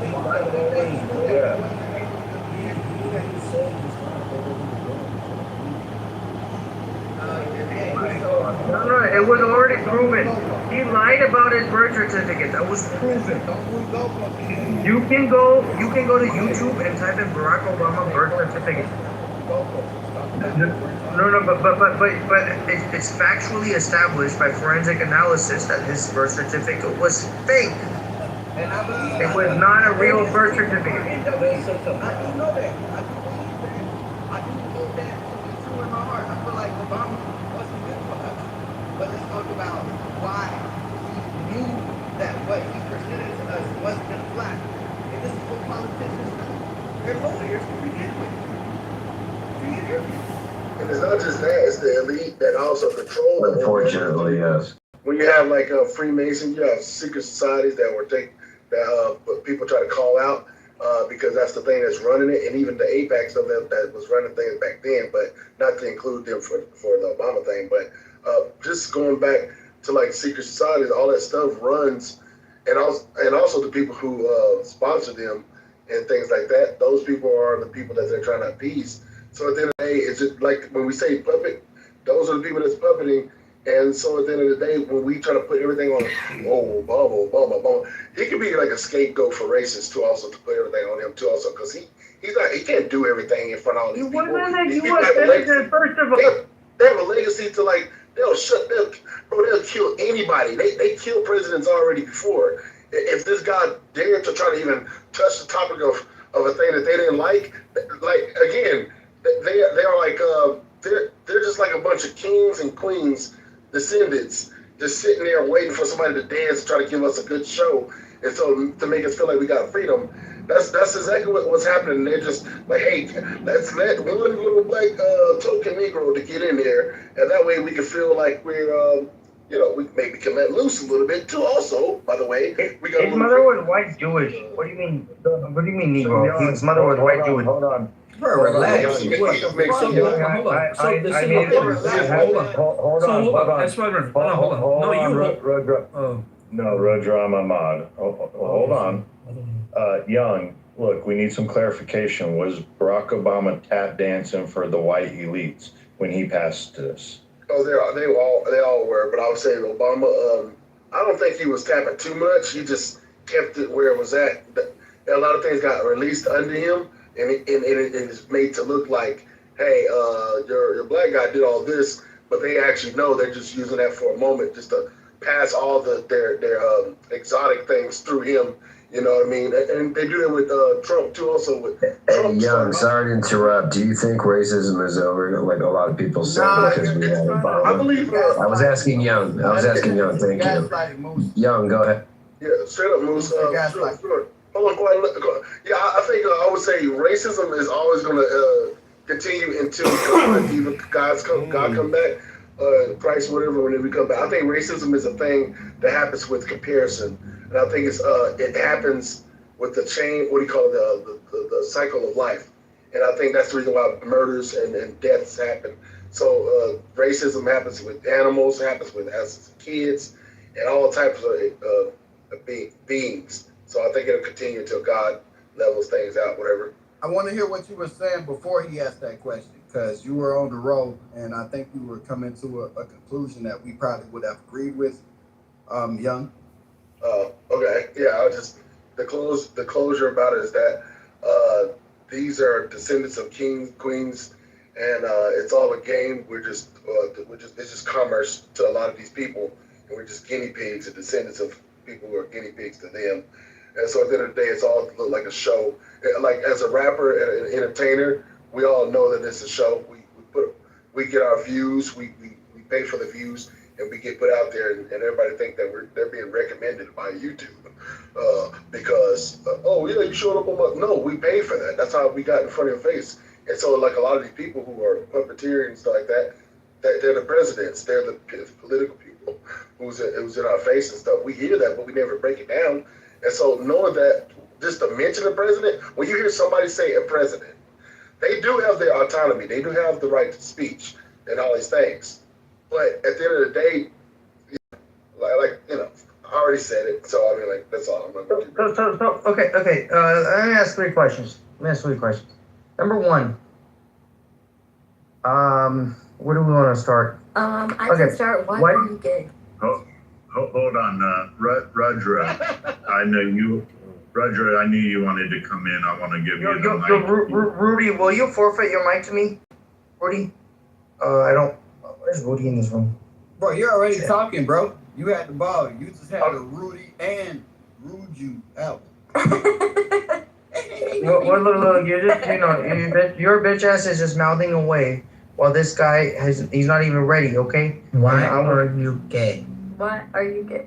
That's 500. Why are you gay? Shout out to Africa. Shout out to Africa. Fight. Yeah, go suck a Jewish dick, okay? Go suck a Jewish dick. Don't ever talk to me like that. Shut up. Wait, I'm all right. We're gonna have a normal conversation and maintain decorum.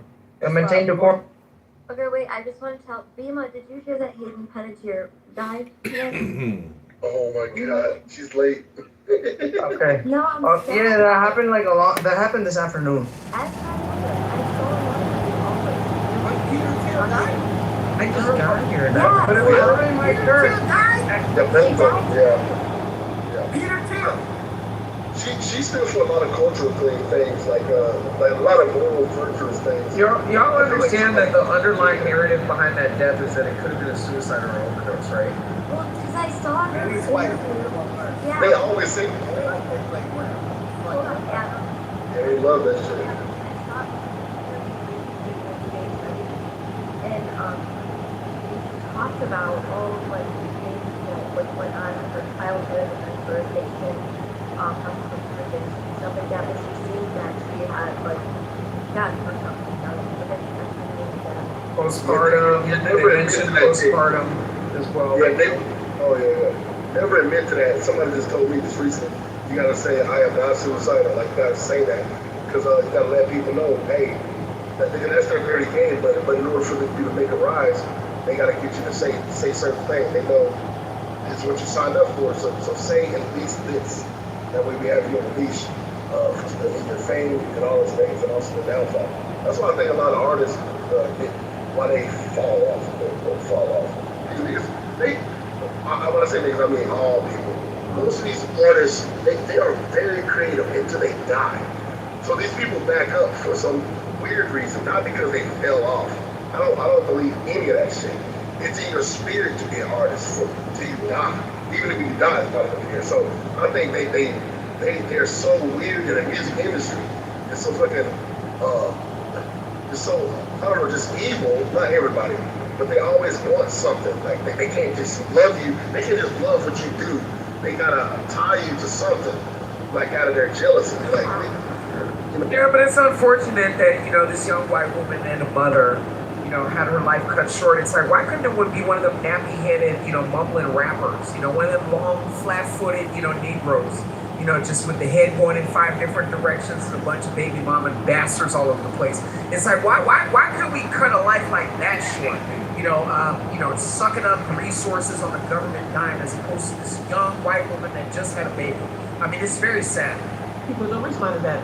Black people on stage don't respond to that. Let them have it. So how recently did she just have a baby? Was it like a year? Dr. Adams, don't be here. Let me console you. Don't be so sad of white actress guy. She actually is such a good actress. She's not really dead. Oh, no, it's not. Everything you just said about black actresses is hilarious. No, I didn't. Notice whenever Dr. talk, my conscience already said don't respond to it. So I'm not responding exactly to what you said, but I thought it was ironic whoever said don't respond. I was like, I felt it every fiber in my being told me, like, that was the wackest thing I've ever seen from any human. No, don't respond. Don't respond. I'm saying I agree with you so much. Yeah, that's right. Listen to your boss. We know the women lead in your ilk. Don't. We know the women lead in your ilk. Yeah, she stood for a lot of people, though. I mean, like, what do you call it? Bring it on nothing. Yeah. Remember Titans, you know what I mean? Like, she was really crucial. Like, she didn't have no fear. And even as Remember the Titans, she was badass in that moment. She was a kid. And I just right, fact. Yeah. And then she was in, okay, I talked like, usually say, One Life Flip. You know those soap operas back in the day? Yes, I remember that. Yeah. I did not know you. That's crazy. That's crazy. Yo, you know, and is it Andy or Ann? Okay, and you know what's crazy? I used to always make fun of those shows a little bit in a sense, but I watched them though, because grandma, she always had us watching. But you know what I'm saying? Well, with that glass, like notice everything was dreamy. Yeah. Like the glass falling, shining. No, yeah, definitely. You remember those two twins? They was like old guys. They had white hair.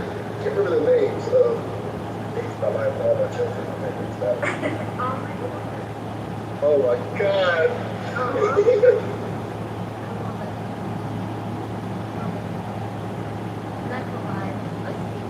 Maybe she had a really awesome childhood, for sure.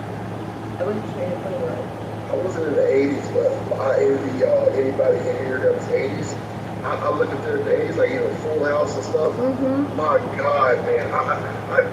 I remember coming to the earth, seeing my brothers, and seeing the clothes that they wore, and looking at the videos, I was like, oh my God, this is a dream. And hearing their music, y'all's music, oh my God, bro. Like y'all walked out of heaven, like I don't know. Right?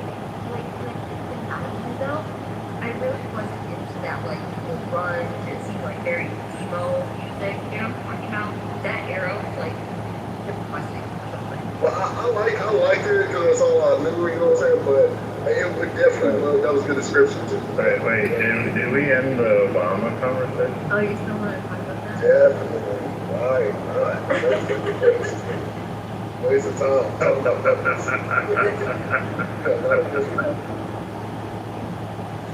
We have to admit that Obamacare was absolutely awesome, right? I mean, here we are again now 20 years later. This is what the modern day Democrats do, is they create this stir, a lot of like, we're going to save the world, and then it falls flat. People make excuses for why it doesn't work out, and they say, well, we just didn't go far enough. We didn't do enough. Isn't that what Chaya said? I think the devil is in it. To be more critical is that we vote every 4 years, something like that. The parties that we put in office all let us down. They all let us down. We're being controlled by what seems like a population that has been controlled by a very long time. And so you have all these presidents and all these Democratic politicians and all these Republican politicians who are being bought in the lobbying system that routinely tell us a story during the campaign and continue to let us down when they're in office. That's just across the board. And the uniqueness about Obama's presence is, even though that's already a hard pill to swallow, that you get to a presidency, you have this idea and you want to make change and shit. You have this stubborn Democratic and Republican Party that are being sold off by the 1%. Here's Obama, who's a black man, and they don't want. And he said it. He's the only president that said this in his first inauguration. They're playing games with you. Every proposal that I put in their face, they won't even read. That is quote unquote what he said in his first inauguration. So he's got an uphill battle to climb on a hill that's already a possible climb. Was it because he was black? He had the uphill? I will say this. No other president has said that. No other president inauguration said starts off with okay, so then Does every president that has ever been president face pushback in politics? And we're not talking about this. So not only are they all push. They all face pushback, right? But yeah. So you're agreeing with me. I'm just saying. Obama's. Because he was black. So what I'm going to do is I'm going to take black. Because I didn't say black. I said Obama. What I said was he told us, because I'm an old lady and I've gone through many presidencies, but I don't remember any president saying the things that he said about his cabinet or the people he was facing. But my bigger point is not his particular climb, because his particular climb was like steeper. What my point was is that it's both the Democratic and Republican Party. You can't say we put all those people in there and we get what we want. If you put all the Democrats in there, we get what we want. And it's proven that none of that is true. How about that? Nothing is true. No party has gotten in there and has given us the public the things that they promised in their campaigns. Anything that they have promised us during their tenure in office, they haven't done that. I'm getting an echo. Where am I getting that? Because I can't hear myself. I understand. I'm agreeing. No, I'm agreeing with you. I just want to finish.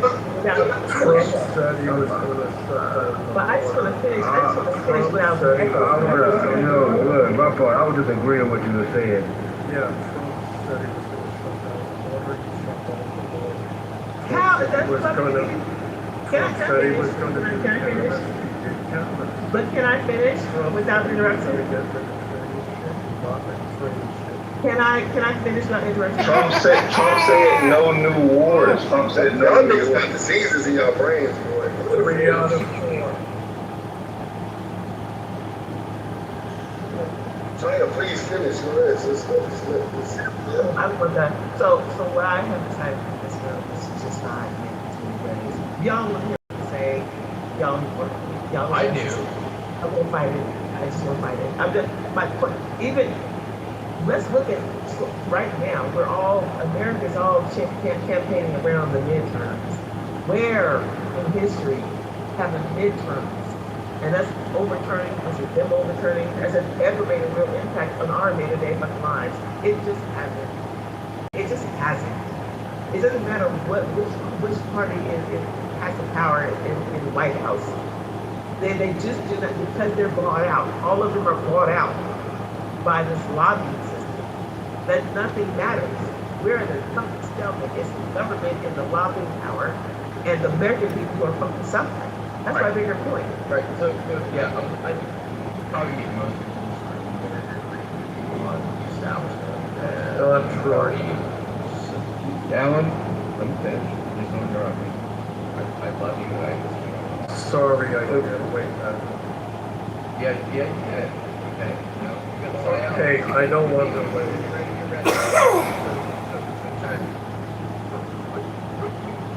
What do you think is the solution to this? What would you like to see moving forward? The first thing, like historically, the electoral, whatever you call them, people. The electoral college? Yep, that's be gone. That's the first thing. So you're going to see a thing on you want to change the whole thing? Yeah. That we're going. Yeah, I'm not like a nerd on you. Lay it all out. The answer is yes. The answer is yes. The electoral college needs to be gone. That's first off. Like everybody has said that my entire life. My entire life, that's the biggest rub against the system is the electoral college. Yeah, so let that go. Hold on. Because you monologue a lot, so when you make like bold statements like that, it incites where people want to respond. So Chaya, ultimately you want to take away the rights of states and just lump it all into a system where every vote, regardless of where they're from or if they're legal or not, counts, right? And states don't matter. So it's funny you said illegal or not. You get rid of the electoral, right? No, I don't know that part. That's not well, my. No, we know very well. We know very well. Are you familiar with? But that's not my. What do you mean? When I vote or when I register to vote as an American citizen, I expect the system to understand who's American, who can vote, who can't vote. That's not my problem. That's another problem. Because when I vote, I know the process. I know that I. You're just talking out, though, Are you confident? Hold on. Are you confident that the election system is adequate? That the only votes that are counting are American citizens? Just like I am confident that my phone is not being scammed right now because there are a whole lot of systems in place for my phone not to be scammed. It's not that my phone cannot be scammed, but there are a lot of systems in place to try to make sure that I can have a conversation with y'all without and anything without being scammed. There's systems in place to protect some shit. And so I think there's systems in place to protect that the vote in the United States is coming from a United States citizen. I don't worry about that. If your systems are not in place or your systems are fucked up in some way, that you let people who are not American citizens vote, you need to solve that fucking problem. That's not my problem. That's not just because we machine gun. My problem. Hold on, Chai. You answered the question. The issue is if you dismiss the electoral college, then it does become everyone's problem if another state has illegal votes or not. And they need, and the powers that be need to solve their security issues. That's not the problem. The problem is, hold on. No, but it becomes your problem. Do you agree? It becomes your problem if we start counting all votes, not according to per state, but as a nation, it all gets lumped into the same pot, then it would be like, then it would matter to me being in the state of Alabama, how the state of California or the state of Minnesota runs their elections. Would you agree? The question you asked me is not relevant. For me, as a public. Hold on, what do you mean it's not relevant? Yeah, I mean, logically speaking, the question, no, that's my answer. hold on, do you it's not, you didn't give an answer. Do you understand the question I'm asking? So there's two parts. If you have to change things, why do they think they're talking to rational people? We got that. The second, okay, so that was actually the only answer. The second thing you're bringing to me. So if you change, so then you answer. The second company you're bringing. Hold on, Chaya. So we can be clear. Then you answered. However, so if we dismiss the electoral college, that right now that bumps our votes into per state, and our states count as a point system. That would then mean all of our votes would count. Not one vote, one person would count nationwide. And all votes would be counted nationwide. Do you agree? Can we agree on what you mean when you say get rid of the electoral college? It would be a popular vote. Do you agree on that? Yes. Okay. Okay, so we agree on that definition. Great. Let me first you, man, why you want to cancel the electoral college. Let her defend why you want to call it. James, why do you keep a name like Charlotte? You like her big person? No. Yeah, you are. Gentlemen! I woke up and then she was done and then you asked her another question. Just ask her.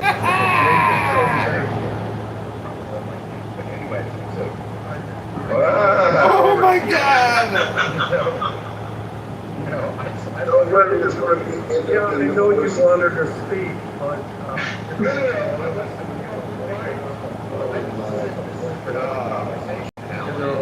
oh my God, we're fucking Hold on. I got her to agree on what the definition is. We got rid of the electoral college.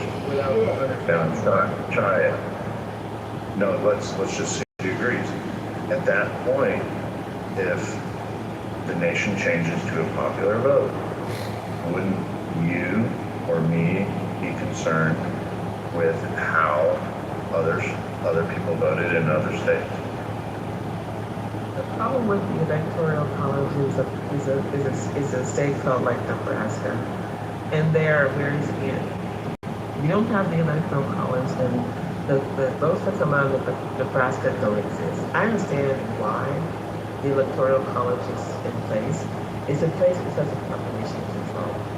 Because states like California and New York and Houston, I think, and Miami, these very populous states, they would dictate the outcomes all day long because they have the population. I get that the electoral college is supposed to balance that population problem out. I get that part, right? It does negate the fact that electoral colleges own way too much power than they were. The system that I just put is why they were put in place. Because you could potentially, and I have my history, you could have a whole California saying that stop asking me, because I don't want to talk. I got other shit to do right now. They're going to do something, it's a one guy. I appreciate you, because I'm going to stop right there. Let's go to James. James, can you still man why the electoral college was in place? She did already. It was by population. That you live in traditionally an agrarian society as well as population. You cannot have coastal high population, industrialized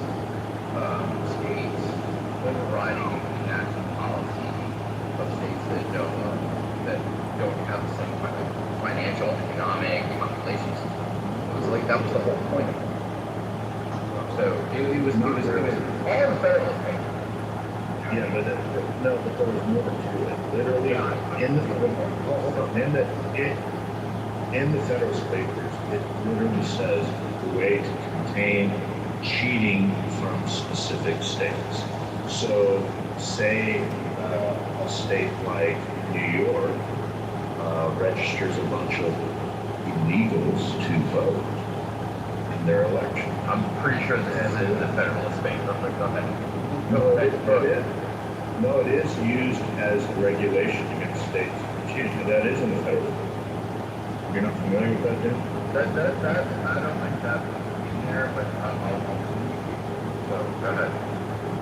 The rate, yeah. So it's intended to put a cap on states because you have to think at that period of time they didn't. Each state had the right of how they were going to choose their election. Okay, got it. So technically speaking, a state does not have to have a popular vote for their state, right? A state could decide, hey, we're only going to allow our state legislature to choose. What happened in Jersey? Yeah, well, that's just how the history of our country is. So it was left for each state to determine who they were going to vote for the president, and that would be a way to regulate and not allow a state to run away with the power. I mean, yes, today we look at it as population because we all kind of accept that the popular vote in my state is how we elect the president. Technically, it wasn't intended that way from the first place. It was just left up to the determinations of states. Now, they've tricked us all into believing that the collection of votes of my state is what selects the electoral college slate from the state, but it's not. It's still the state legislature. Like, the state legislature is still what is the slate. Instead of regulation. It's the only job.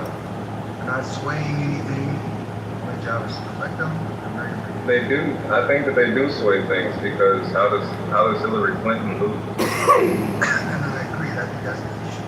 Electoral college is that they can be influenced by politics. So I agree. But the main focus in favorite game, there's no question. The only job is to regulate, set a rules. How they're being bought out is the crux of my problem.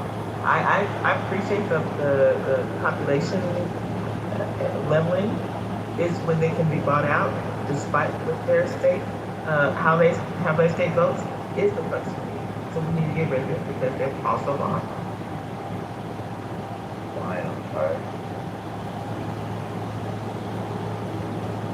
Sackler family? Politicians, let's see, mega corporations, people with influence who pay the highest taxes to that municipality. Do sitting politicians cannot be part of the electoral college slate? Influence. They are party representatives. So just so we're familiar with how it actually works in real life, is that each state the parties in each state, so the Democrats will select a slate, and that will largely be large donors or party representatives of that party. So the Democrats will select a slate, and the Republicans will select a slate, and then the state legislature chooses which slate actually issues the vote for president based upon how that state voted in their popular vote. Yeah, but Joe, so was it Virginia or Jersey that said that they were going to go by the national? They were going to override it? Like there's a movement that they have largely, I want to say it's about 20 states that have said our state legislature will select the slate based upon how their vote goes. Now, it's a way to circumvent the electoral college by keeping in place the current form of the electoral college, but instructing the state legislatures to appoint the slate of electors from either party, Democrat or Republican, based upon the popular vote. So, Joe, you're saying that every well, there's about 20 states that have signed on to it. However, they're not going to do it until they have enough states signed on board. So they need enough that reaches over 270. So they're withdrawing, moving forward with that until enough states do it. I think you need like 32 states or something to get on board to do this. They can pass state legislature that says rather than the popular vote of the state, are instructing the legislature of which slate to choose, then it would be the national vote that tells the legislature which slate to choose. Are people understanding this, or am I just too deep in the weeds? No, you're making sense. Okay. Yeah, okay, cool. I want to make sure I don't want to drain people out. So that's technically exactly how it works.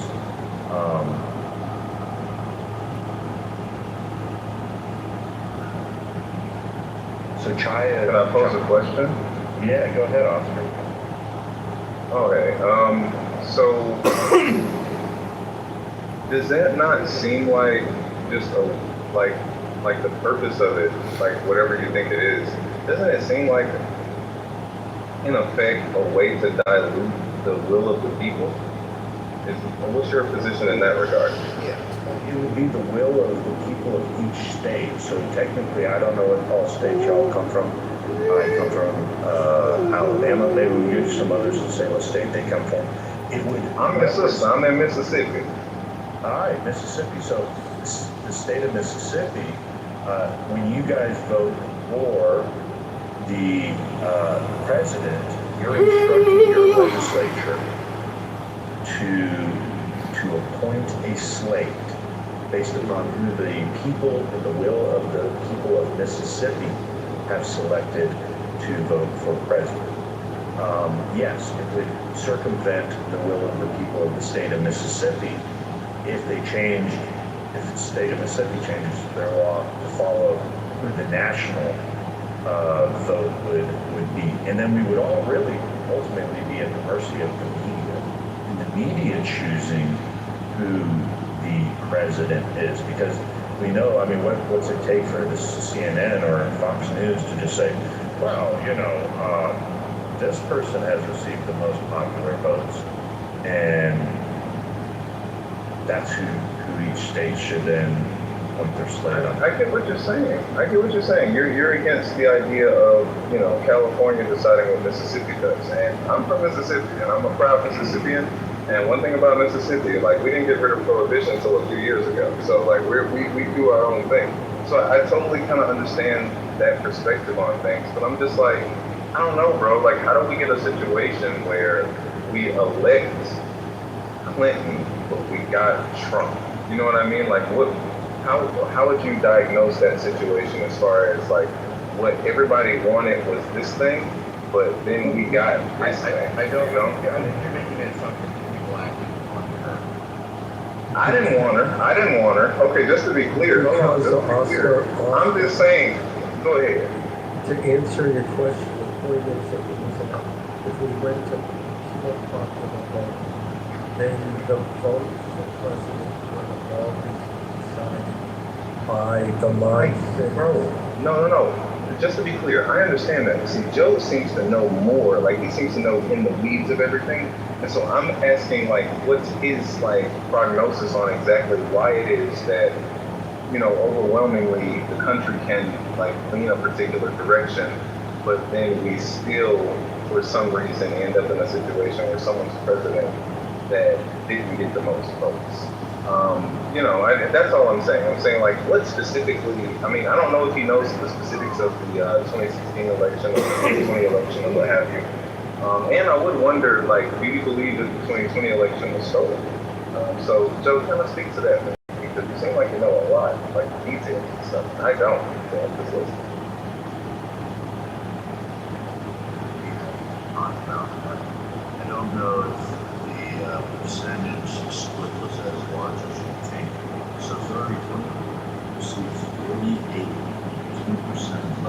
She got 65.8 million votes. Trump received 46.1% of the votes. He received 62.9 million votes. So we're looking at just shy of 3 million votes that separate the so at 2% of the country. So I don't think it was like as wide as they make it out. And when you look at the state of California, there are more registered Republicans, 4 million registered Republicans in the state of California than the entire population of Alabama. So when you have this disparity in different states' populations, I mean, clearly California could have an additional 2 million, 3 million, 4 million votes. They can certainly water down the influence of many other states, not just Alabama, but lots of states. They would have the influence over, and if we don't have any way to regulate how California does it. So the point I'm making is like, hey, sure, to respond to kind of how Chai was saying, sure, if we go ahead and go with a popular vote, then I want to be able to have an influence and say in who gets to register in California's election system. Right. That's just rational. So I have two questions. The first one is there any evidence of actual illegal people voting? Illegal immigrants, that is, voting? Like, is there any kind of, data in that regard? And the second question, one moment, and the second question would be, how would you feel about ranked choice voting? But that first one, I'm very interested in.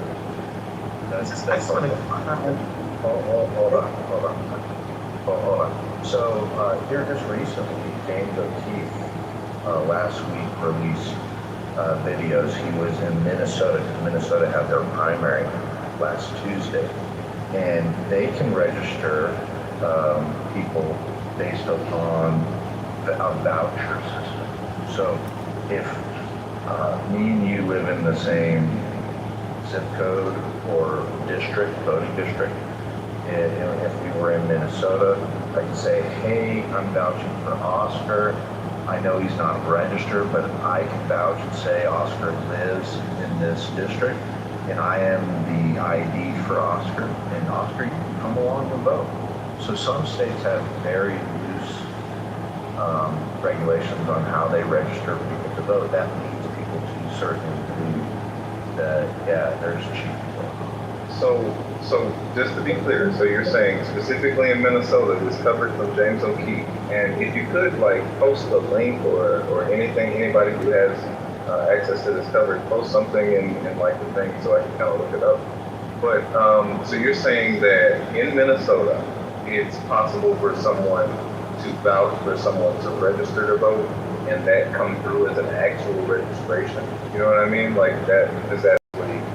As the person, because eventually, go ahead. The day of the vote, the day of the election, someone can go into the poll and say, hey, my friend, even though they're not registered, I can vouch for them, and they can come along and vote.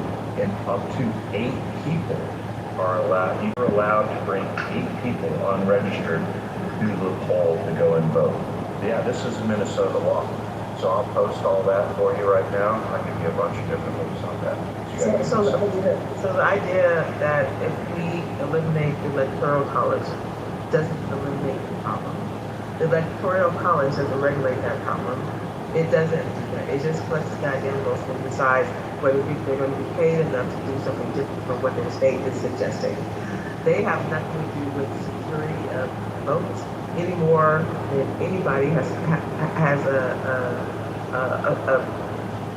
a stronghold over my black ass going to any federal building and giving them all of my personal credentials and not expecting that my personal credentials are not safeguarded by scammers, money launderers, anybody who can use nefarious things with my personal information. When I go into a federal building, I feel it might be the wrong thing to feel, but I feel a security that the American government, even though they are protecting the American citizens from outside sources who are not American, they are also securing my black ass and your white ass from the various people within the country.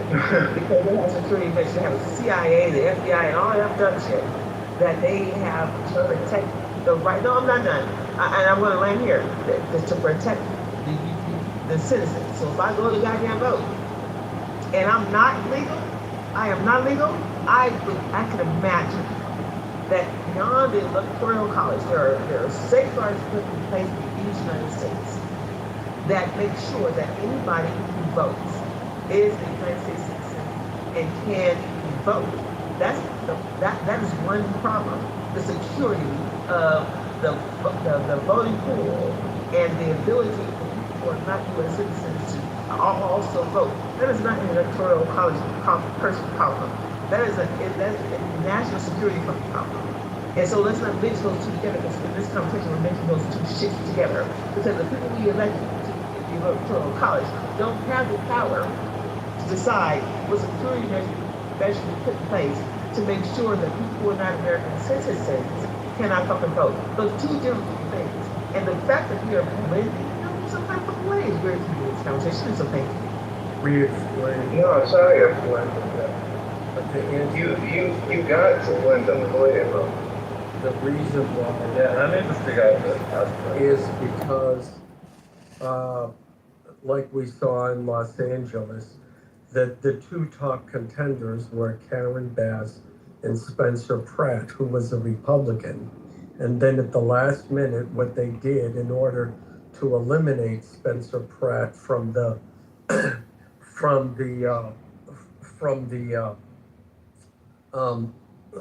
primaries is they paid a bunch of homeless people in Los Angeles on Skid Row. They paid them $1 a piece to vote for the third place, some Indian woman, I forget her name. And miraculously, in the middle of the night, she gained all these votes and advanced to second place in a district that, and she got something like 95% of the votes, which is statistically impossible.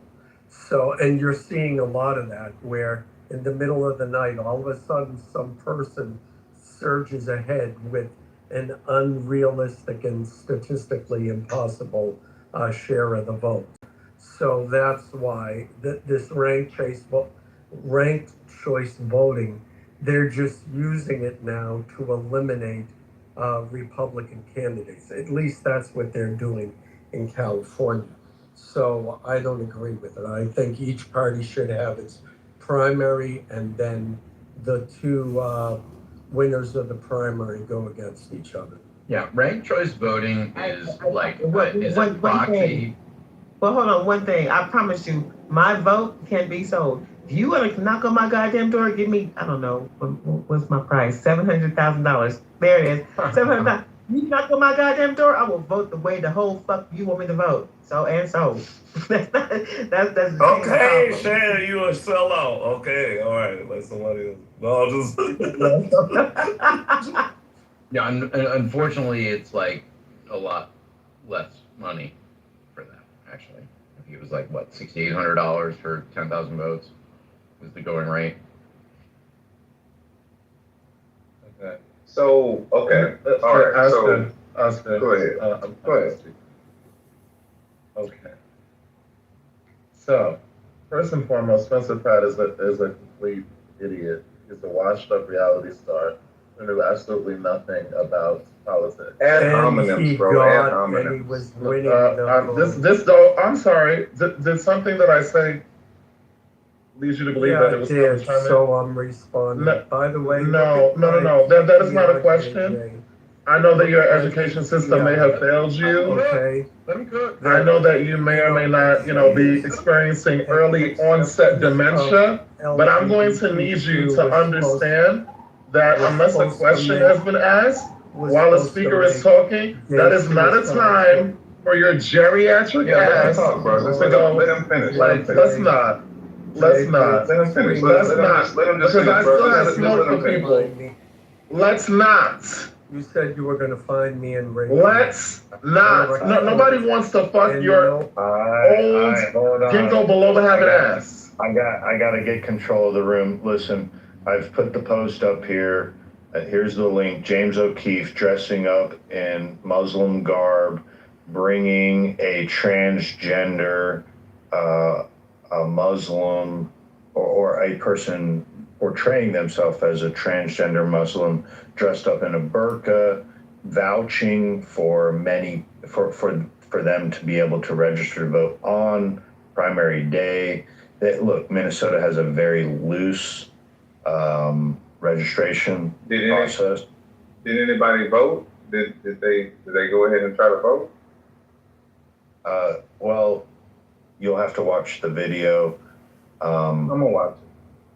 Yeah, you're gonna have to watch the video. However, the idea is to display how loose their registration system is, and this is just one small microcosm of other states. They tend to be very blue states that are just open for anybody to be able to vote. But look, we're going to give JJ a time to respond. JJ, we're talking about the Electoral College, how Democrat states are very loose in their registration requirements and also voting process. If you'd like to chime in on that.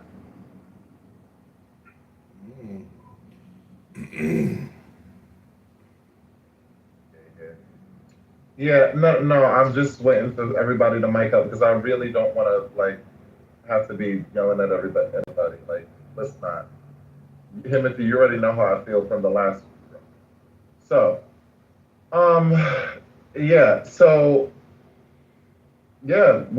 we need to get shit in order. If I'm definitely for that because I believe that election integrity is important. You know, I don't like people lying and fear-mongering about it like Trump, but I do understand that shit needs to be tightened up. So I have no problem with that. That's not necessarily a partisan change issue. Like, that's more of we need to just have better candidates that are vetted and, better governance to make sure that this shit doesn't happen. It's absolutely ridiculous for people to be able to exploit the electoral process to try to cheat the system. Like I was saying before, Spencer Pratt is a joke, and that's why he lost. I think it was trash to Republican that Trump tried to step in and bitch about his loss, but that's what Trump does. Anyway, this shit that at the top of the screen, I think it's absolutely disgusting. But again, I don't think it has anything to do with the actual transgender community. I think it has to do with people trying to game the system, which I'm totally against. The last thing I want to say is to what you said, Joe. This is my thing with the Electoral College, right? I think that I reject the notion that every state has the same value. I reject the notion that every state needs the same voice. I think it's really problematic when we live in a democracy. I know people like to pull the constitutional republic, whatever, conservatives say that's fine. But at the end of the day, when people vote, their vote should be worth just as much as the next vote.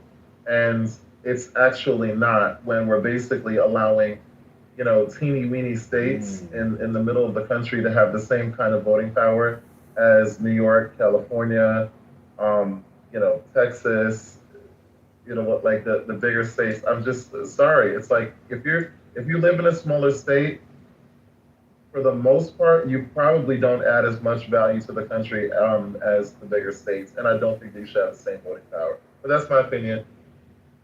Clarifying question: Shit. Hold on. Clarifying question. JJ, are you in a big state? Yeah. I'm in NYC. I say that all the time. Okay, cool. So you essentially you're arguing to give more power to your state, right? Well, just to be clear. To be clear, yes, but even if I lived somewhere else, I think I would maintain the same position because one person, my point is one person should have the same amount of voting power as the next person, regardless. Like you have something to gain from it. Well, okay, can I ask him a question? Can I please ask him a question? Yeah, I was Can I ask him a what's question? the name of the Yeah, Oscar and then Alan. Go ahead, Oscar. Okay, I appreciate you so much. So Jay, bro, now I don't know, bro. You sound like you're African American. I don't know if you're African American. Okay, so like, imagine. Shia, you don't know me personally. Like, please don't speak on me because I will derail this fucking room.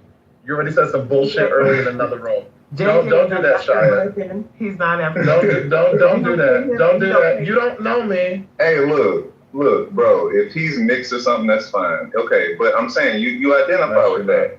But I'm saying, bro, if it was majority rule, bro, imagine a world where all of the white people just decided they hate niggas, like out of nowhere. You know what I'm saying? Like, wouldn't that be a bad thing? I know you would probably say that that's to happen with Trump, but I'm just saying though, like, you know, like if majority really rule, wouldn't that make the minorities a problem? Like, you know what I'm saying? Like, what do you think in that regard?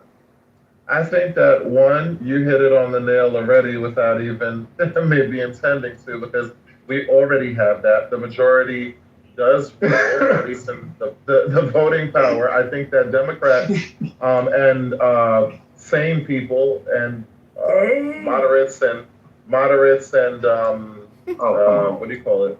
What's the other independents need to galvanize and actually put I'll say this, non-Republicans back into office, because the way this shit is going down right now is very, very problematic, and I think that the country needs a break. For whom? Who's it problematic for? It's problematic for anybody who's black or brown. It's problematic if you got an accent. It's problematic if you don't have a passport, which literally millions of Americans don't, and you want to vote. It's problematic for people who are just trying to buy gas and groceries at a normal rate. Okay. How are you gonna tell me as a white woman who I can speak for in the black community? That shit is weird. Me as a person, I only can speak for myself. Okay, but what's I was asked the question and I getting a answered. passport? What systemic barrier is keeping you from getting a passport? No. Money first off. But here. To Cape for him. Girl, baby girl. All right, so let's get back. Yeah. Wow. Yeah. I said. See, the I thing said is, after Oscar, Alan. Yeah, go ahead, Alan. we are in the current moment. There are people who feel like they don't like the state of the government. They don't like who's running the government. And they know that if they went to a simple majority voting system, that they would gain an advantage, and it would be very difficult then for another party to gain access to the White House. But this is exactly what the founding fathers sought to prevent, and which is exactly why they put in the Electoral College, because democracies always fail. Mob rule always fails. And Oscar's example was the perfect example of that.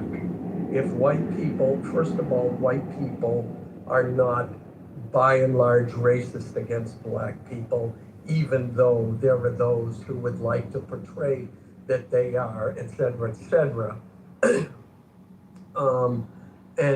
But if we decided, gee whiz, we're tired of black people and we want to do something about it, then the majority rule would enable that to happen. So the people who are advocating for a popular vote only system are doing it because in the moment they feel like they would gain an advantage not realizing that it would in the end be their demise.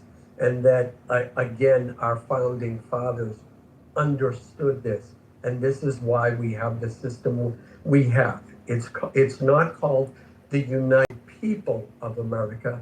It's called the United States of America. So our system is founded around a state identity, not a city identity, not a party identity, United States. We each have diverse and inclusive states.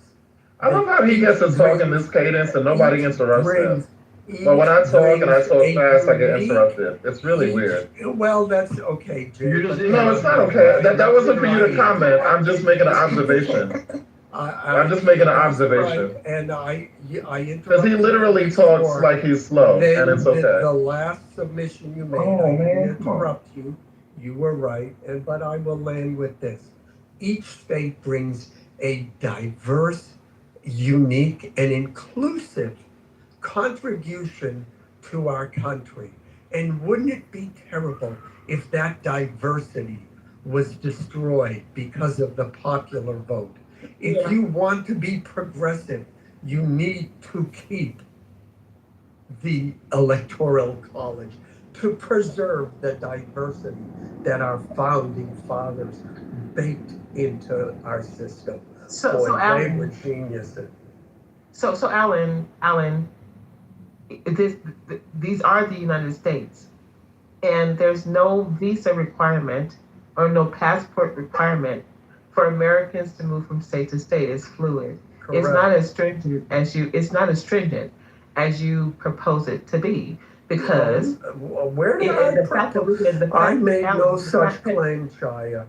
I'm trying to respond to you though, Alan. Okay, the fact that our population, Alan, I'm not trying to challenge you. I can't answer a question that I didn't say. I didn't ask you a question yet, though, right? Well, so you're starting with a premise I didn't make. I am starting with. Can you let me give my premise? So the idea that the population in the United States is fluid, and this concept of we are the United States and we respect the states, we're fluid. And so a lot of us will move away from Nebraska and we'll move to Chicago, or we'll move to DC, and then we'll kind of all go to Washington State, or go to California, or go to Texas. We're still American citizens, regardless of where we move, because when we use states as a thing in the United States, and we don't have to have passports or shit to go from one state to another state, means that we're a united people, not necessarily United States. We are united. We are American. They name it the United People of America. And the right that has been given to us is that we are able to move from state to state and not have an allegiance to any fucking state at all. There could be some kind of popular situation happening in fucking Nebraska, and we'll all move to goddamn Nebraska, and Nebraska will be the populous state. It can happen fucking overnight, because we have that fluidity in the United States as American. And I think what's more important. What are you saying? What's more important, and I'm getting here. What's more important is that we're American citizens. When I interact with the government, we sometimes have to interact with the government, like vital records and sometimes shit like that. The questionnaire that they give you in these phone calls is fucking ridiculous. How many teeth did you have in your mouth at 4 years old? Because they know this shit. And where were you when you were 12? I've never been. Yep, they know this shit. Are you against diversity? Can I finish? I want to finish. I want to finish this without interruption. I let you finish, Alan. What I did not do is disrespect you in the way that you spoke. Because I respect you. I respect the way you present Jay literally just made a submission about you speaking uninterrupted, and you're interrupting other people. Right. So Alan, I didn't interrupt you, and the people who criticize you, the way you present, you speak slowly and methodically, and I respect that. Respect me at the same time. The idea that I can when I interact with government entities, that they ask me some strange shit. when they ask me some strange shit to validate myself, ask my Social Security, ask my father, ask my mother, ask where I was at this particular time and date, and ask when I was this particular fucking time and date, I feel like naked by the time I get through this security man. I feel fucking naked. Because you know more about me than I think I know about my goddamn self. And so the idea that you can do that shit with me to validate who I am as an American fucking citizen, and at the same time, you have people who are voting who are not American citizens. I have no choice but to believe that people who are not American citizens who are voting, someone's allowing that shit because of the scrutiny that I get from the American the systems, the agencies I interact with, that they know too fucking much about me. I didn't even fucking remember about my goddamn self. Damn, girl, stop cussing so much. Shit. God damn. You cannot tell me. I like how you cannot tell me. Come on, y'all, because this is, come on. You cannot tell me that the American government has a hard time recognizing an American citizen. Chai, American. Hold on, Chai. Why are you diverting the conversation so much? We're talking about elections. What are you talking about? I'm talking about the security over the elections. Did you not follow me? No. Security. Yeah, I understood what you were saying. You're basically saying you go through so much that you are shocked to know that there are illegals voting. Now someone has to talk for me? No. I was trying to show that I understood. I stayed in the vein of the conversation. You asked a question. You said, "Are you guys not following me?" And then Oscar was responding to you. Why? Yeah, I was just saying. I understood what you were saying. Why? I wasn't following you. I would like Oscar to translate them. Oh, okay. Yeah, like she would. I think I'm mansplaining, and this is bad. But like just to be clear, Chaya, I don't think I speak for you or anything like that. It's just that I was literally like for real responding to what you were saying. Like, do y'all follow me? But I followed you. Like that's what I wanted to respond with earlier when you first made this. That you were. You were saying that earlier. Yeah. Thank you, Oscar. Yeah, like you were saying that earlier, basically, and that's why I posed that question to Joe. Was like, how is it that like are illegals actually voting? Like, is that like, of course you can bring whatever, but like when it comes down to it, like, do they actually like does a vote get cast? Because I'm skeptical because like what you said with all the security measures and such, and I work in fraud as far as like credit cards and banks and stuff, so I see all of those questions that you get annoyed by. I'm one of the people that has to ask them. And so it's like, yeah, like how on earth is that happening? Is that really happening? So I understand your skepticism. And, you know, I didn't mean to be your translator. Like, I'm not trying to insult you on none of that. Like, I just was just saying, like, I understood what you were saying. For real. Thank you, Oscar. Okay. So I actually, it's because even through a lot of, ish galloping, like I actually agree with one thing, which is, affirming my point. Like I don't understand why, like in the same way that like you were saying, Joe, like why or looking to me to basically say I have a bias. I feel like a lot of people who have the inclination to want to keep the current college, what you call it? What is it? This shit again? Electoral college. Electoral college. Yeah, I just feel it's giving small state mentality. I'm like, at the end of the day, when we're telling the people go out and vote, register to vote, your voice matters.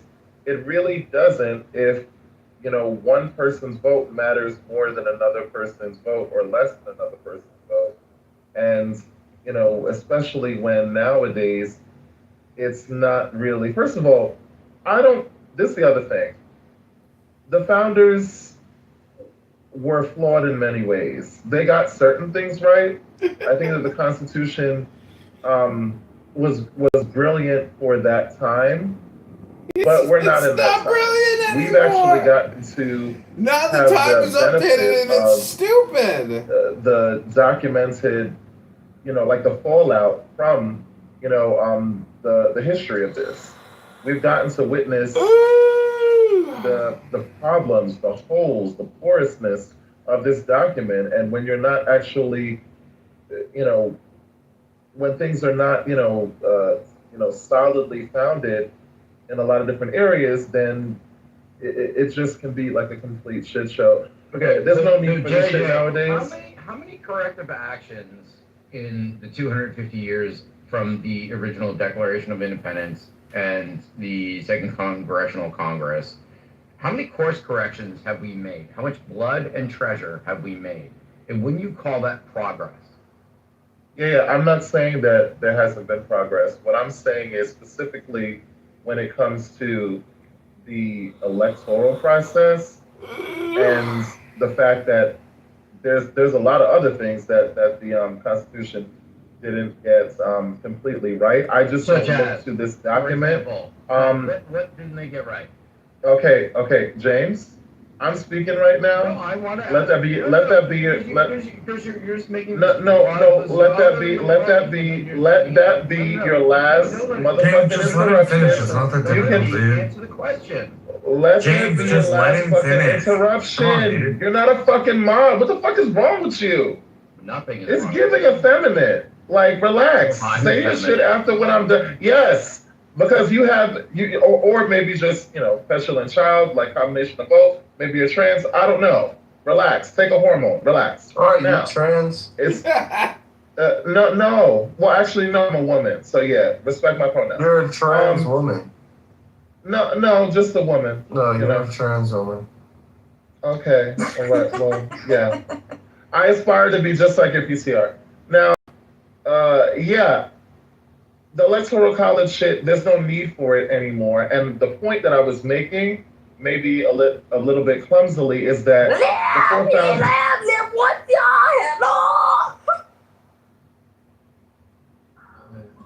Always during my fucking submission. Okay, is that, what do you call it? The Constitution is not perfect. The forefathers didn't get everything right, so I don't look at them as the be-all and end-all to basically say, oh, well, we can't change any of this shit. Yes, we can. I think it's important, especially in our modern, voting structure, and I think it would empower people or motivate people to actually want to vote. How much of our country, how much of the electorate doesn't vote? People don't vote. So I nearly half the electorate doesn't vote. Thank you, Marshall. Half of the country, and listen, I've done campaigning, and a lot of times what I hear,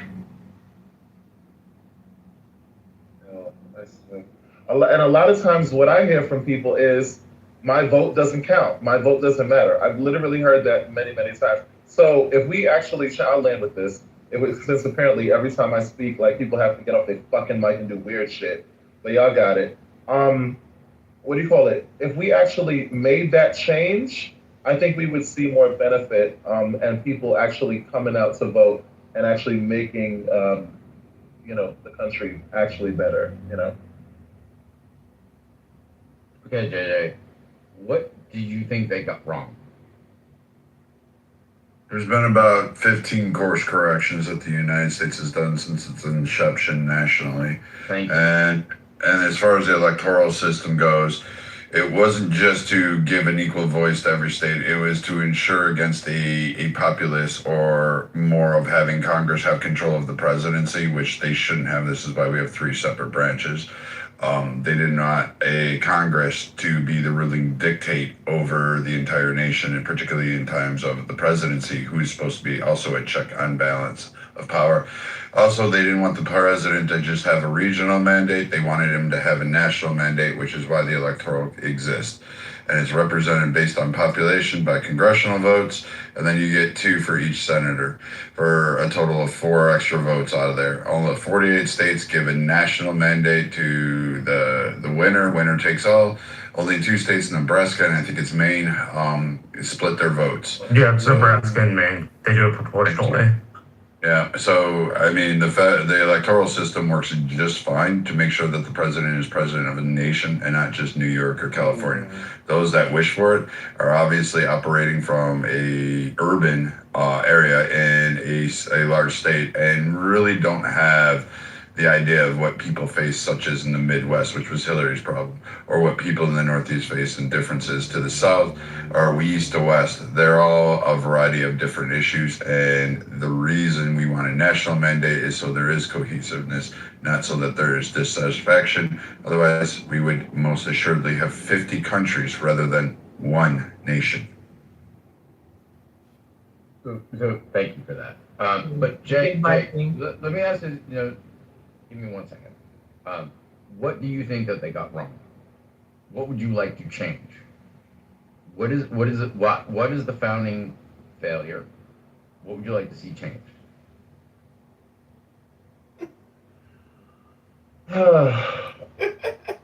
First and foremost, I think that there should be term limits within really the entire government. We have that for what do you call it, for presidents. We need. I think we actually need, first and foremost, term limits on the Supreme Court. I think that why? Wait. We also, let me interrupt you for a second. Historically, and this is across the entire political spectrum, the Supreme Court is moderated more to our foundation documents, and this includes Ruth Bader Ginsburg. Like, there's a reason why they don't have term limits, because they keep going back to the original document, and over time, they become more originalist. So that's the story. No, the reason they don't have term limits is because in England during the colonial period, the king could get rid of justices at any point in time, which is why our justices serve at good behavior. Right. But what I'm saying is, historically, they've become more originalist, and it's a career thing. It's a them returning to the document, and that's why it's a third branch. So why would you want JJ to have less experienced justices on the Supreme Court? Less experience? What are you talking about experience? I'm talking about a term limit. Yes, why would you want term limit for Supreme Court justices? Because you should, first of all, the ruling on your first case should be just as good as the ruling on your last case. Like, I don't think, these people, well, first and foremost, for me, the Supreme Court justices should already be judges who made rulings, who understand how rulings work, and who are able to stand by each and every ruling because there's such a significance of it. It's the highest court in the land. So I don't think that's something that you need to work your way into. No, you should come ready to go from day one and be able to stand behind each and every ruling that you make. And if you can't do that, then that's a problem. And we're seeing some of that now. Well, so let me ask you this. Do you think someone at the age of 30 has the same viewpoint on the law and the understanding of the legal system and the foundation documents of the country as someone that is 50 years old, who has been sitting on the bench for 25 years? Who is this fucking retard? I think that you're making a you're trying to make a gotcha question, and it's not a gotcha question.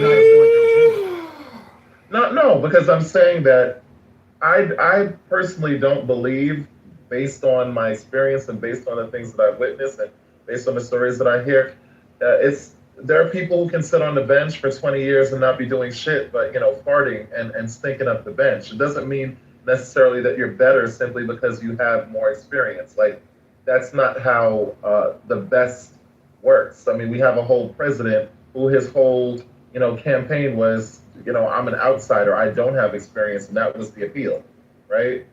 So I just don't buy this whole thing about you need experience. Like, you need education, you need qualifications, but experience, no. Yeah, let me ask you, just give me a range. How old are you? No, I'm not 30s. Yeah, no, 30s. 30s. Okay, fair enough. Okay. And Some perspective. okay, so do you think that your worldview is different at the age of 30 than it was when you were 17? Oh yeah, of course. Okay. Do you think your worldview will be different from the age of 30 to when you're 50? That's a difficult question. Yeah, it is difficult. I have a question for that because I'm old. I'm the oldest person in the room. I doubt it. Oh God. Ask me that question. Ask me that question. We don't want to ask you anything. Yeah. Okay, Ask me that question. hold on. We're getting way off. We don't need to be asking the people's age. All right, James, you challenged me saying that it wasn't in the Federalist Papers, Federalist Paper number 6. No, I believe you. I believe you, Joe. I did. Yeah, I conceded that. I was like, you know what? I just never heard that part of it. So hold on. I want to state it. What it's talking about, the Electoral College was put in place because there was nothing more to be desired than that every practicable obstacle should be opposed to cabal, intrigue, and corruption. So if we allowed an area of the country to centralize the vote, because you have to think not everyone goes and votes, that you could have a cabal rise up through legitimate or illegitimate means and flood the vote system with votes, and all the states would then have to adhere to that cabal. Yeah, and that was literally the reason why they put the Electoral College in place. Yeah, it wasn't just. They were territories. I mean, look at Montana. I mean, look at Montana. At the time of the writing, at the time of the writing of the Federalist Papers and the Constitution, Montana wasn't even in their own. What I'm saying is that they already saw this because you take like Utah. Utah was almost like its own Utah country. wasn't even a state. It wasn't even thought of. I know that. Utah doesn't come around till like 50 to 100 years later. What I'm saying is they foreshadowed this. No, they foreshadowed human behavior is what they looked at. Yes. They saw how people are, at the desire of power, people are corrupt naturally, and they will do everything for power. And the reason the Electoral College exists is to restrain that desire of corruption. You and I are 100% agreement on this one.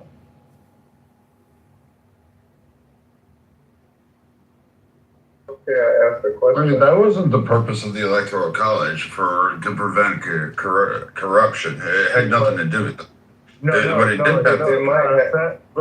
did you miss it? No. What it had. No, hold on. Did you miss what I said? Literally, Federalist Paper number 68. This is. Yeah, I know what the intended and what you're trying to parse out. But the step against corruption was the checks and balances that they put into. This is where the impeachment process comes in.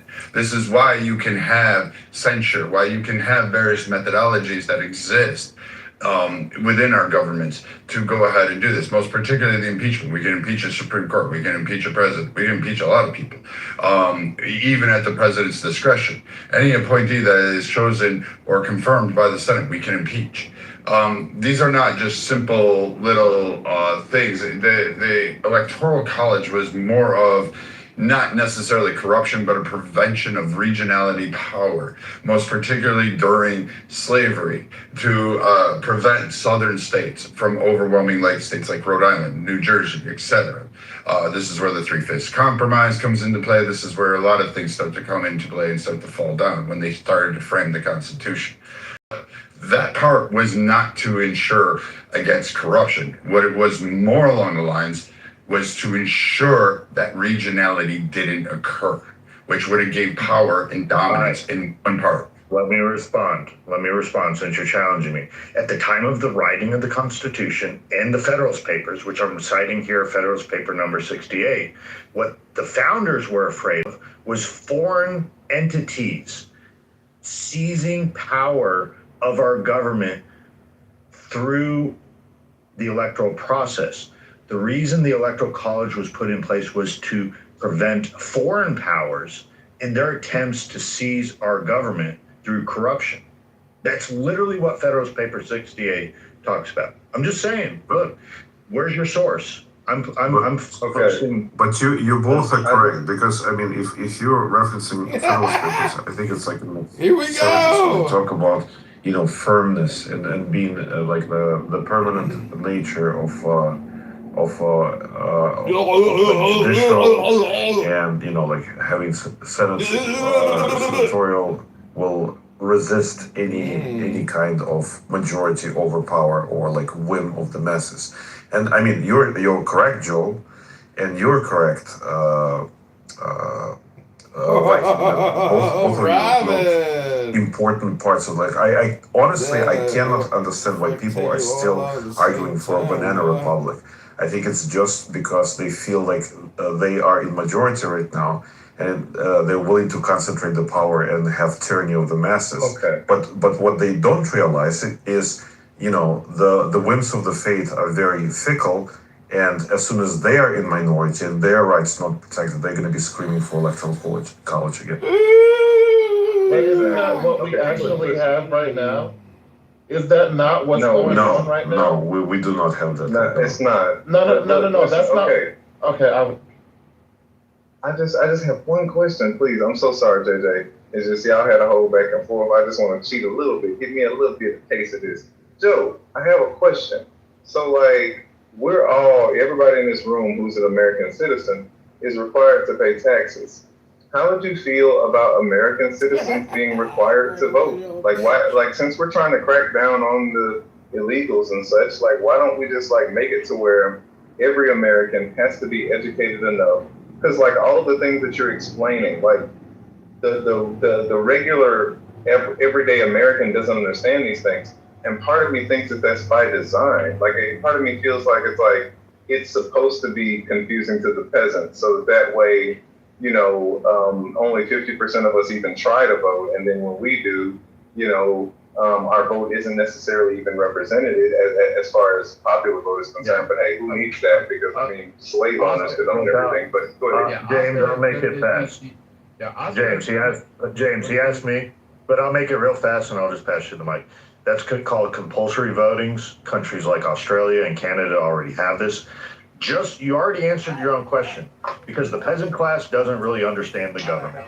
So should we get everyone to vote or face a fine?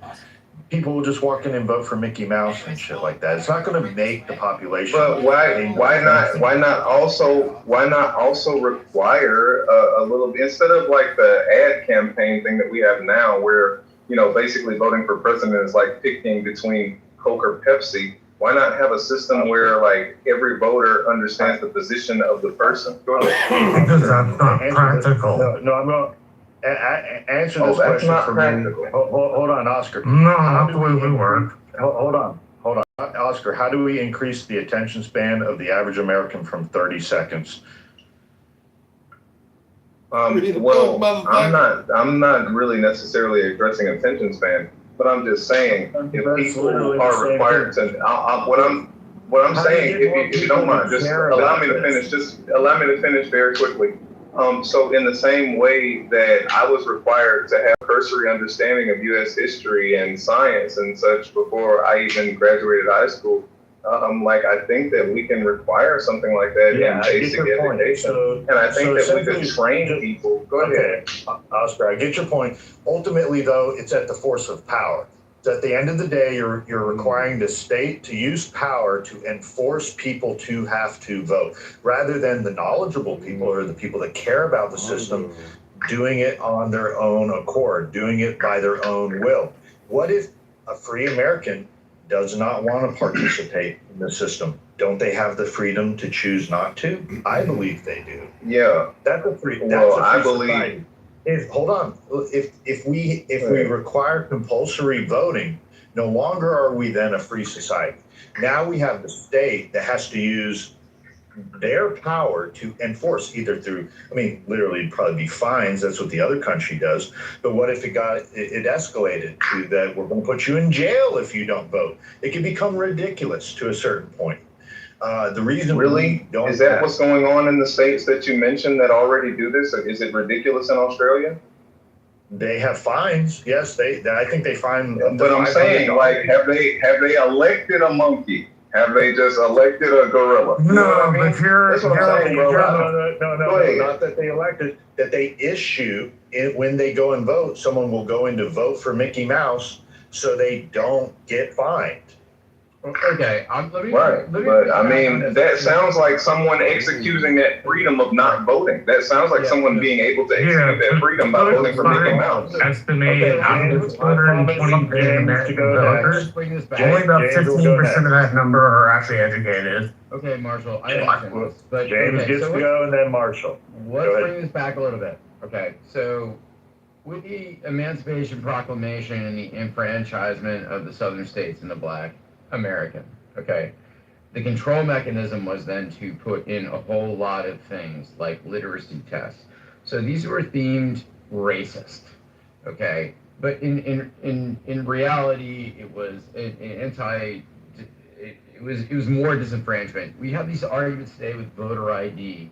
Okay, so, and I agree with you. I think that no one should have a high school diploma without being able to pass the same naturalized citizen test that any immigrant has to come to the United States. So, yeah, you're correct. We have dumbed down the population. Now, to Joe's point, I do think that if you are citizens of the United States, it is your civic duty to be required to vote. Now, you can opt out. You can, I mean, even Congress gets to vote present.